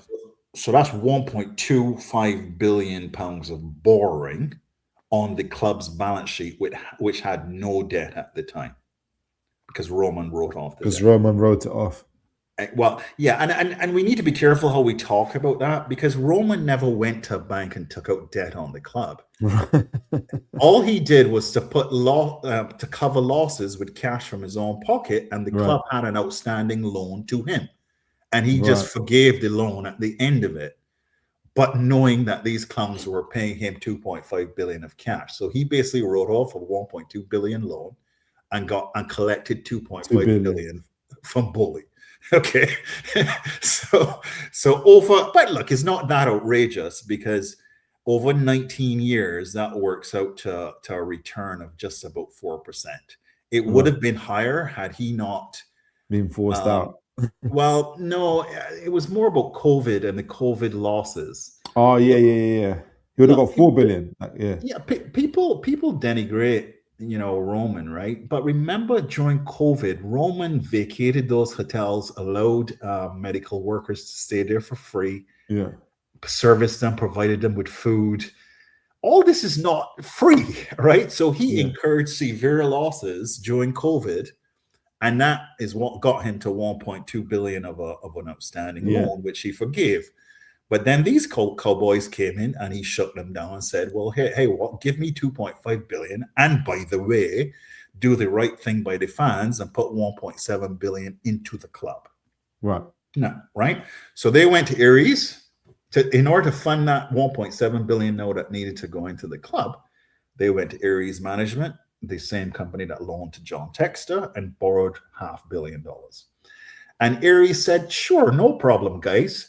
Here's a loan for 13%, and you don't have to pay us anything until 2033. But that interest is there accruing, and they will owe that money when that loan matures in 2033. So if anybody has a future value calculator, that is over £1 billion that they will owe to Aries. All right. Right. They borrowed a further 755 million, as I said, to put into to add to the 500 million. So they've borrowed 1.2 billion of debt in holding companies above Chelsea, and that 1.2 billion is what was used to purchase all these players that we've been seeing. But those loans are now exhausted, right? So there's no more. And the players have all been sold at a loss. No. Well, we got 90 players on the books. So we got a lot of kids there to sell. Right. Okay. Right. Okay. And that doesn't include the guys at Strasbourg. Some of the 1.2 billion that they borrowed went to buy Strasbourg as well. Right. So the entire investment that you've seen for the last 3 years was funded by that 1.25 billion of debt that they took out. Right. Now, the problem was that Bowley squandered a lot of that money playing sporting director in the first 2 transfer windows. Yeah. And what you saw was Egbali moving on him and taking control of the club. Right. Because Egbali realized, hey, this is not going to work. Bowley has this idea to be like Roman, but he's actually not doing the homework to make sure he's buying the right players, etc. Right? So what you had is a situation where Egbali had to come in and execute a turnaround strategy. So his turnaround strategy is to make Chelsea like Brighton, effectively. Right. Buy players and fit them for sale. And now, because they've not done things like gotten a front of shirt sponsor until 3 days ago or whatever, they found themselves in a situation where they've lowered the wage bill to 150 million, which means they will never buy an Osimhen, but they've now got 90 players that they're paying small wages to. Right. That's why you've got that problem. Okay, I'll replicate that at Strasbourg. How the hell is Strasbourg running a loss comparable to Manchester City? Well, it's right there in front of you. Right? And that's our quote-unquote feeder club. Okay. We have a feeder club running losses the same size as Nottingham Forest. 13 million less than Villa, a Champions League team. More than Ajax and Juventus. Well, there we go. Right? And anybody looking at this picture and not saying this is outrageous mismanagement of money, I don't know what you're thinking. Bobby, take over for 1 or 2 minutes. There's also a question there from Liam. I'll be back in 1 minute, yeah? Sorry. Yes, okay. Joke tournament. That actually is one of the richest tournaments, Liam, in world football, right? If you consider the fact that the length of that tournament was only a month, and I think Chelsea collected something like £85 million in prize money, net of all the travel, etc., obviously. But the net take home, estimated in prize money, was £85 million. Now, it's important from an accounting perspective that the Chelsea financial year end fell right after the round of 16 of that tournament. So if you go on the FIFA website and you look at the Club World Cup tournament, you will see that the prize money is broken up between, I think, what's an appearance fee. European clubs like Chelsea got £38 million. So just by showing up at the tournament, that's what Chelsea got. So that would have been recorded as income, offsetting that 342 million. Matches and prize money up to the round of 16 also would have been included in that loss that we're seeing. So I'm estimating that probably 40 to 50 million pounds of the Club World Cup prize money was included in that 342 million loss. So it would have been worse. And then the other thing to think about is Champions League qualification, which obviously happens in the current year. For Chelsea, Champions League probably runs at something like 60 to 80 million pounds per year in terms of net incremental revenue. So next year, let's assume that the run rate continues, that number should come down by 80 million or so when the accounts are released for the current year. Which question are you on there, Bobby? No, I was still responding to the original question. He was asking me about how the Club World Cup money actually filtered into this 3 point, right? So half the Club World Cup prize money is included in that loss.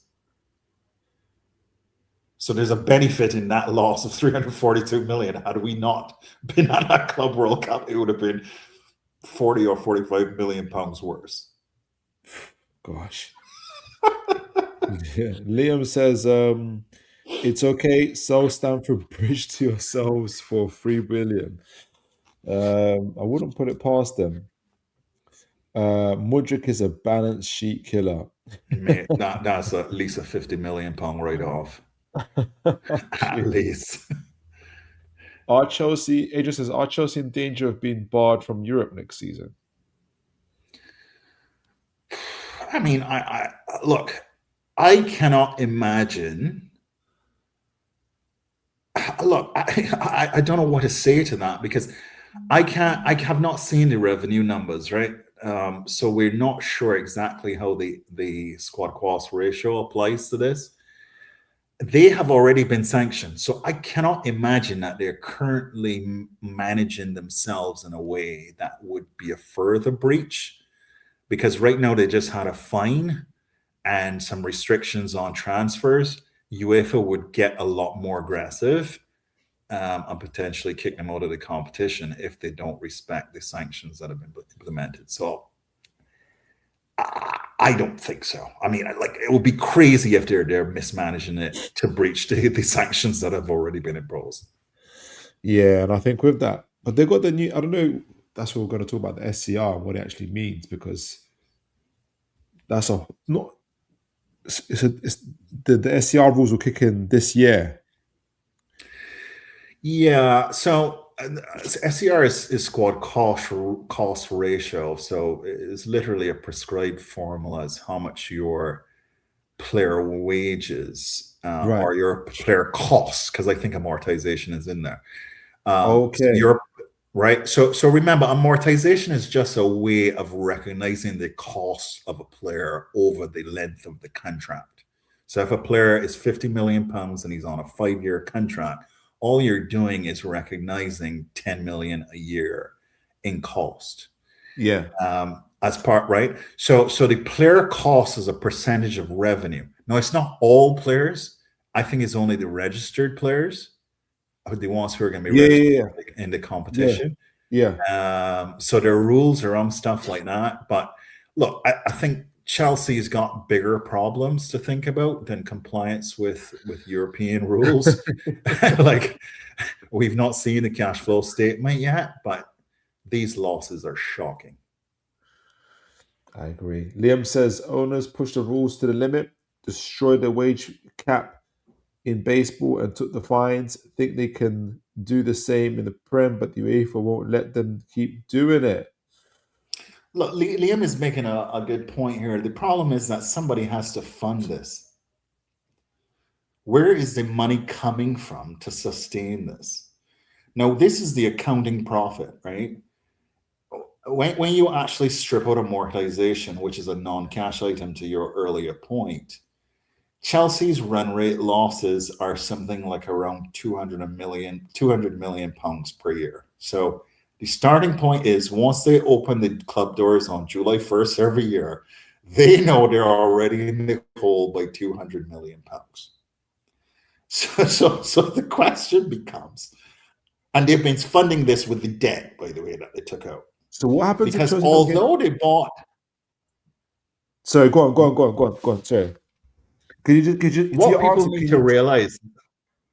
I was going to say, to your answer, can you just also add what happens if Chelsea don't get into the Champions League this year? It's going to be worse by 60 to 80 million pounds. That's how much the Champions League is worth to us. So this will improve for the 25-26 year. Remember, this is for the 24-25 season. Yeah. So we are in the Champions League in 25-26. So we'll get a benefit from that 60 to 80 million of participation. We also would not have to hopefully write off another Mudryk.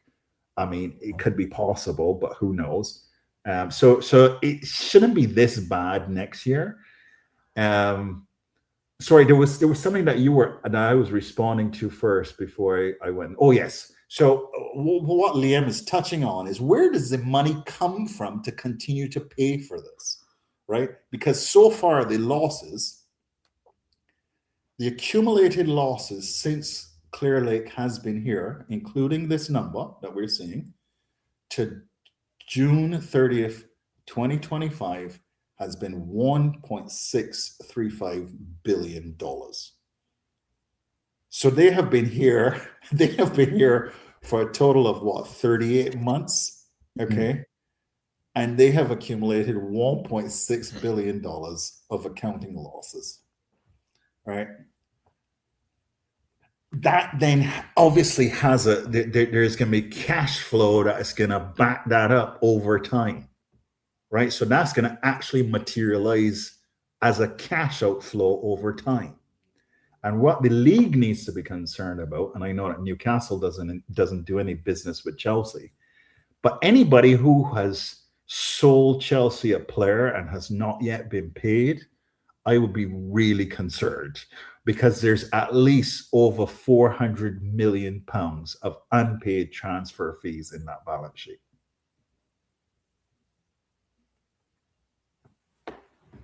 I counted 498, but I was generous and said 400 million. Wow. Let's see what the comments are saying before they're firing off. Agent says, he gives a statement. It says, is Clear Lake a bit murky? I like the little play on words there. It's not so clear, is it? Worbojog says, Texter has one of the finest debt servicing charges on the planet. Palace and Leon are lucky they managed to get him to sell his stakes or his stake. Leon, he's not sold Leon yet. I think Aries is about to repossess that.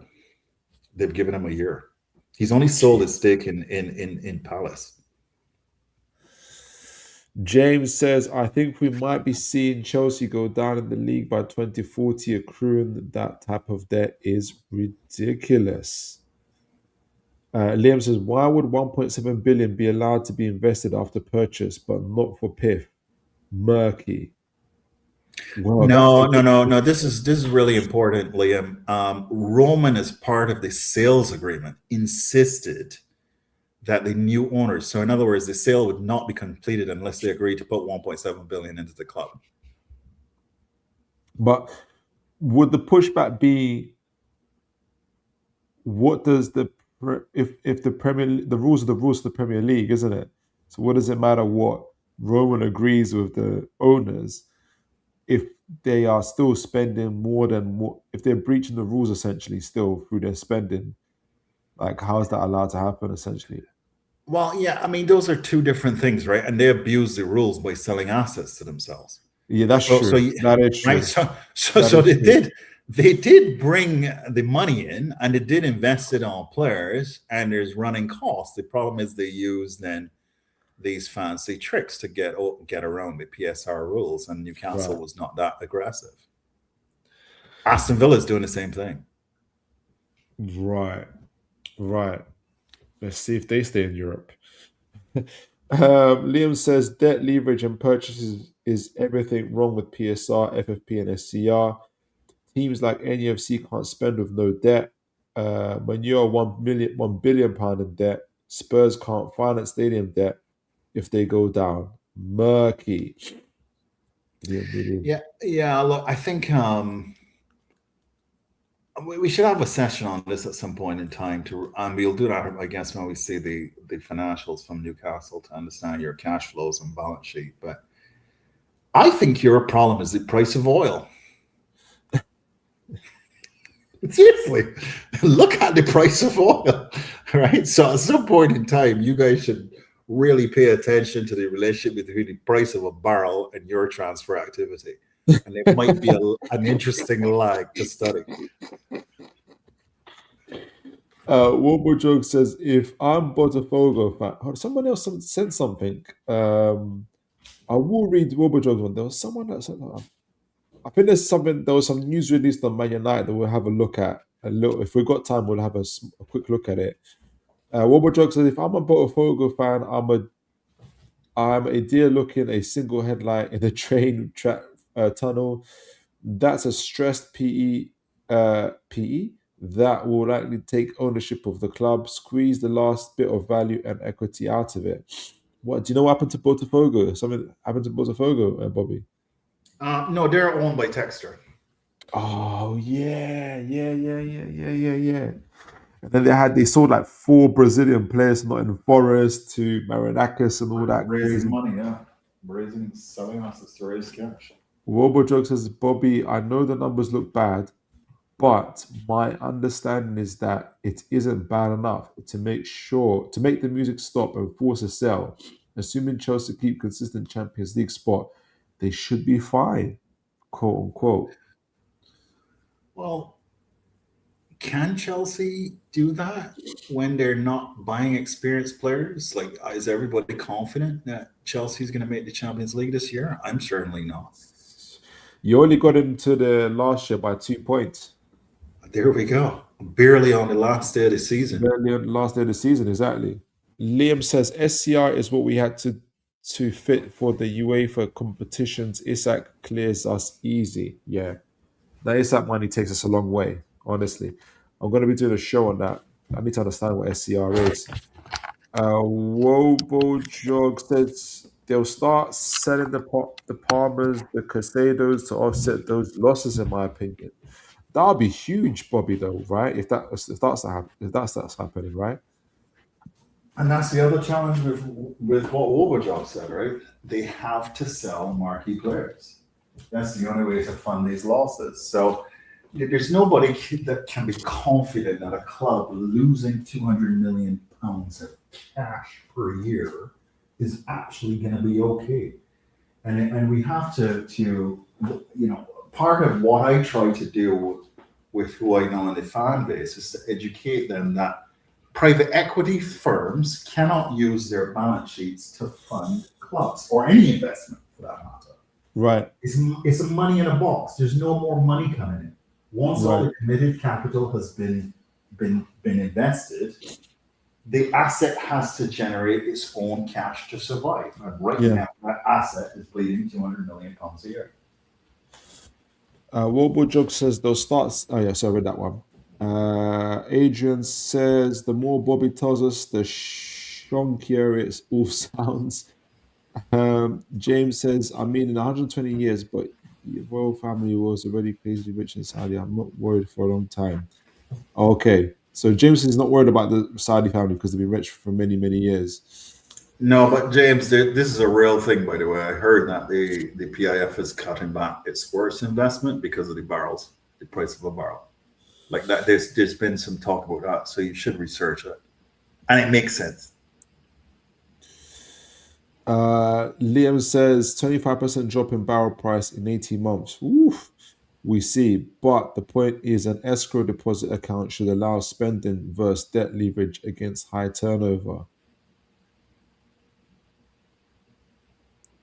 Not sure I fully understand the comment, but So we see, but the point is an escrow deposit. So there's a deposit account should allow spending versus debt leverage against high turnover. I think, and correct me if I'm wrong, Liam.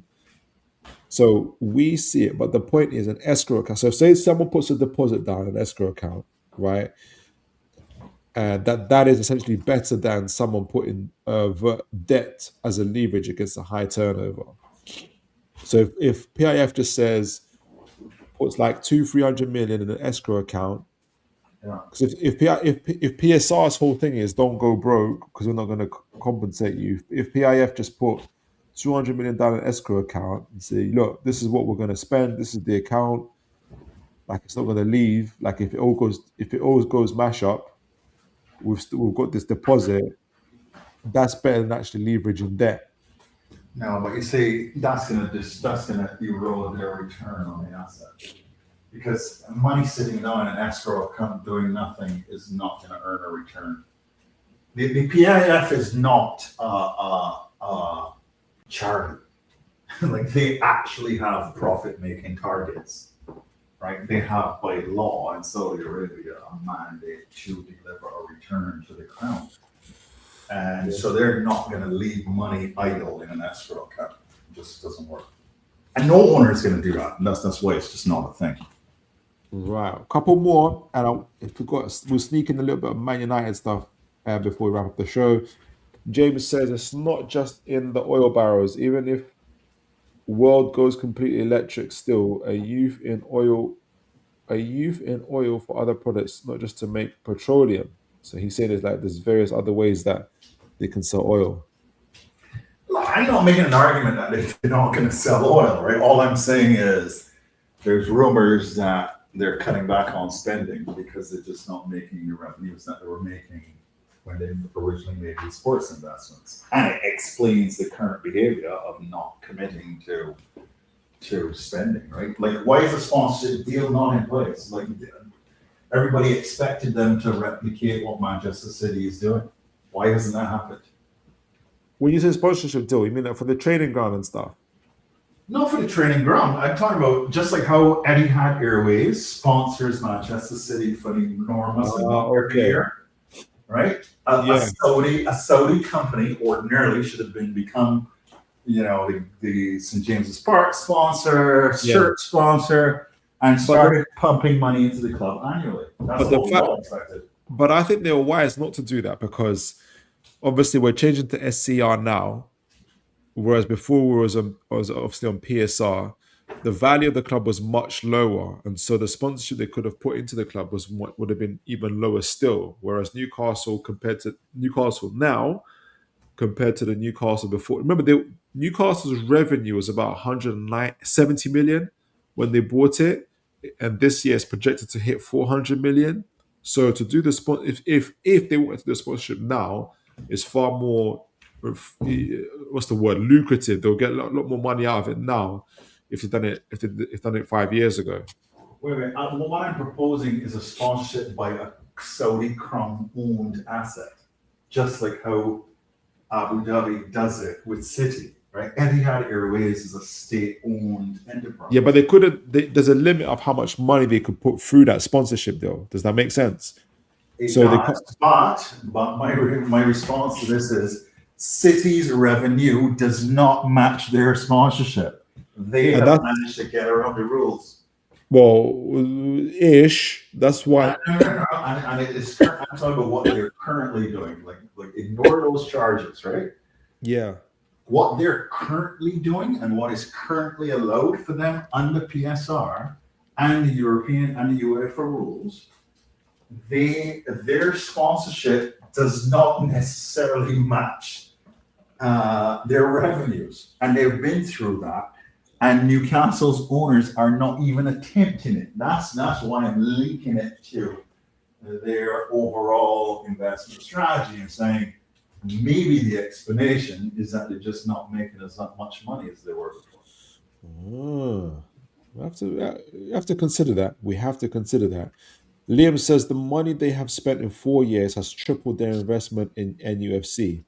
Escrow would allow spending, so that's the Newcastle owners. Escrow would allow spending and therefore increase value of club. One multiplies the other. Trust me, Liam, that math doesn't work. No idle money sits anywhere in any institutional fund.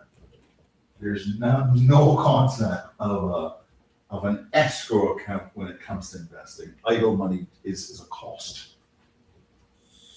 James, Opportunity cost. sorry, go on. No, Sorry, I was just saying there's when I said cost, I was just clarifying that it's an okay. opportunity cost. Okay. James says, I know the case with the PIF to view when Newcastle is that it needs to make it through probability margins. So I'm guessing that they're looking for around 190 million in profitability. I know the case with the PIF to view when Newcastle is that it needs to make enough margins. I'm guessing they're looking for around. I'm not following that, James. I know, Bobby, if you're getting that, maybe I'm. No, I'm not. But I mean, I think the general comment is, and what I'm encouraging fans to do is to ask more questions about that level of investment. I'm not seeing the effort, right, to actually make the additional investment into Newcastle. And let's even take this further. You've made money from player sales. Why isn't that money being spent? So we've made money this transfer window, like as a last minute sell, really, of Isak. So we haven't really had the opportunity to buy players, if that makes sense. So this summer, so for me, this summer could either prove or disprove your point, Bobby. Not really, because Isak said he wanted to go since March. He should have Yeah, been sold as soon as the window was open. yeah, but that's a different conversation. We sold him when we sold him, isn't it? We didn't want to sell him, so I think he's coming back to the appetite to spend, my friend. I really think that Newcastle fans should be a bit more skeptical, a bit more worried about the level of investment so far. But as I said, this is a conversation for a different time. So that's for we'll the do show. it, and we'll do it when we get the accounts, because then we will be able to see what the actual cash flows are. Look out for it, folks. March the 4th is when the accounts are going to come, should be coming out, and me and Bobby will be doing the part 2. Liam Knowles says last valuation had Newcastle at 780 million, will be 1 billion in 18 months. Look, I think looking at club valuations, what everybody should keep an eye on is whether or not Levy is able to sell his stake in Spurs. So, there's a bit of a holding company structure, but effectively Daniel Levy owns 25% of Spurs, and he's asking £1 billion to sell it. So that values Spurs at $4 billion with a brand new stadium, effectively.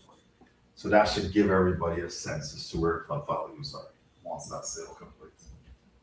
All right. So James says still after selling the right, we're still in a regulated budget, sending him off. Meaning we've only put into our transfer market this year 1,200 million. Still after selling the right, we're still in the regulated budget, sending him off. Meaning we've already put into our transfer market this year 1,200 million. I think if you're talking about net spend, James, I think we've spent what we spent. We spent nearly 300 million, and we sold Isak in the last couple days or something like that, week or so. So I'm very keen. For me, this summer, when we've got a sporting director, we've got a manager, we've got the recruitment team, we've got the CEO, we've got all of our ducks in a row. I think I'm personally going to learn a lot about it's going to answer some questions for us. Put it this way, it's going to answer some questions for us. Agent says, didn't we spend the Isak money on Wissa and Woltemade? No, that money was the money. So we already had money from selling Longstaff, selling Lloyd Kelly. So that was where that money came from. So the ISAP money is still very much in play, or a big chunk of it is for sure. Look, What? a rule of thumb is that for every dollar of profit you make on a player sale, Yeah. you should be able to reinvest that $5 of new acquisitions. Mm. And I'll show you that math at some point in time. So in other words, if you made 100 mil on ESAP, you should have gone out and bought 4 or 500 million pounds in players and not in fact your PSR. Let's see if we do that in the summer. So I'll do a couple more minutes of questions because they're pouring in, Bobby. Warbo Drug says PIF cutting back in all major projects in Saudi, let alone outside of Saudi. So Warbo Drug is backing Bobby's point there. Liam says selling Spurs stake in the championship for a bag of chips and a Mars bar next season. James says building a new stadium is now necessary in a close running for the next set of Summer Olympics. Northern England Worth wants it. Well, this might actually back up Bobby's point and Robojohn's point about maybe this is the reason why we're not building a new stadium at the moment. If it is the case, stadiums are risky. Stadiums they'll be able to finance it at good interest rates and at a good debt to equity ratio. Newcastle is unique in that way. But for example, building a new stadium would be a drain on Chelsea. Building a new stadium was a drain on Spurs. That showed, the underinvestment in their team because the money was redirected to the stadium. And look where that's gotten them, right? So you think that'll be different for Newcastle? Is that what you're saying? I think it's necessarily different to Newcastle. I mean, when I went to St James's Park was back in 2003, so I can't remember the state of it. But I think the opportunities for Newcastle is player sales to Saudi clubs and state entities sponsoring you. And we're not seeing any movement on either of those fronts. All right. James says, final question, we'll make stupid money just doing that. I'm also forgetting euros in this, by the way. I think that's if we get the stadium or something like that. Well, folks, we've had an incredible. I think we've got even more stuff to do, really. Me and Bobby are planning to do a part 2 show, especially once the Newcastle accounts come out on March the 4th. We are going to be sifting through that and what it all means. How does it play into SCR? We might do it. I'll ask Bobby what would his expectations be for Newcastle this summer in the transfer window now that we've seen the accounts and everything else. And I'll give mine, and we'll see in the summer what happens essentially. But Bobby, you've been absolutely. We've done the match reaction today. We've done the match preview today. We've done a really extensive look at Chelsea's finances, which there's a lot. There's a lot going on there, and they sound that they really, really, really need Champions League. And Newcastle as well. We did a bit of coverage on Newcastle as well. There's a lot to talk about there as well. And remember, folks, like I said, there will be a part 2. We're going to be looking at the accounts. I know we didn't get a chance to look at the Man United accounts as well. There's something to do with Man. Let me just. Have you got 5 minutes, Bobby? Sure. Yeah. Let me see if I can find it. Something happened with Man United. I'm looking at Kieran Maguire's. Here we go. Bobby will know what this means. But Kieran Maguire says, so this has got some Man United accounts. He says Manchester United has increased its overdraft facility to 400 million since December the 31st, 2025. Ruben Amorim's sacking in 2026 has cost an immediate 6.3 million in writing off his amortization contract and 15.9 million potential payoff. And then he's got something here. No, this interim. I don't know what all of this means, but He's just supporting the numbers that he has above. I mean, I'm very cautious with this Kieran Maguire guy. I do follow him as well, but he does do some weird stuff sometimes. I don't know what the implication here is. This debt level is entirely appropriate for Manchester United. Like they make twice this in annual turnover. Right. Chelsea does not make twice their debt in annual turnover. Okay. So that's the difference. There you have it. There you have it. Bobby, you've been absolutely phenomenal. As always, let folks know where they can find you. At Bobby Fairview, spelled as it sounds, on X. And guys, always happy to engage with productive conversation about nerdy stuff. and guys, I really encourage you to follow Bobby. Not only does he do the financial stuff, but he's got his devised from scratch a really, really great kind of, I don't know if you call it a system. Performance table. Manager performance table. A manager performance table, which is really, really, really, really good. Really interesting, actually. Make sure you tag me in, Bobby. Like, I'm missing out. Sure. I'll put you on the next one after this weekend's round of games. Excellent. Follow that. But also the third thing is that when he does get frustrated with his own club, he's got the funniest humor when he's going at his owners, his players, and everybody else. So I think you're the only person that finds me funny, Philip. If you're ever feeling down, just go on Bobby's account and it will sprucing up your day. But folks, we've had a fantastic show. We've got Everton next week, and hopefully we'll get a result there. But as always, folks, make sure you look after each other, and as always, folks, God bless you all. Take care.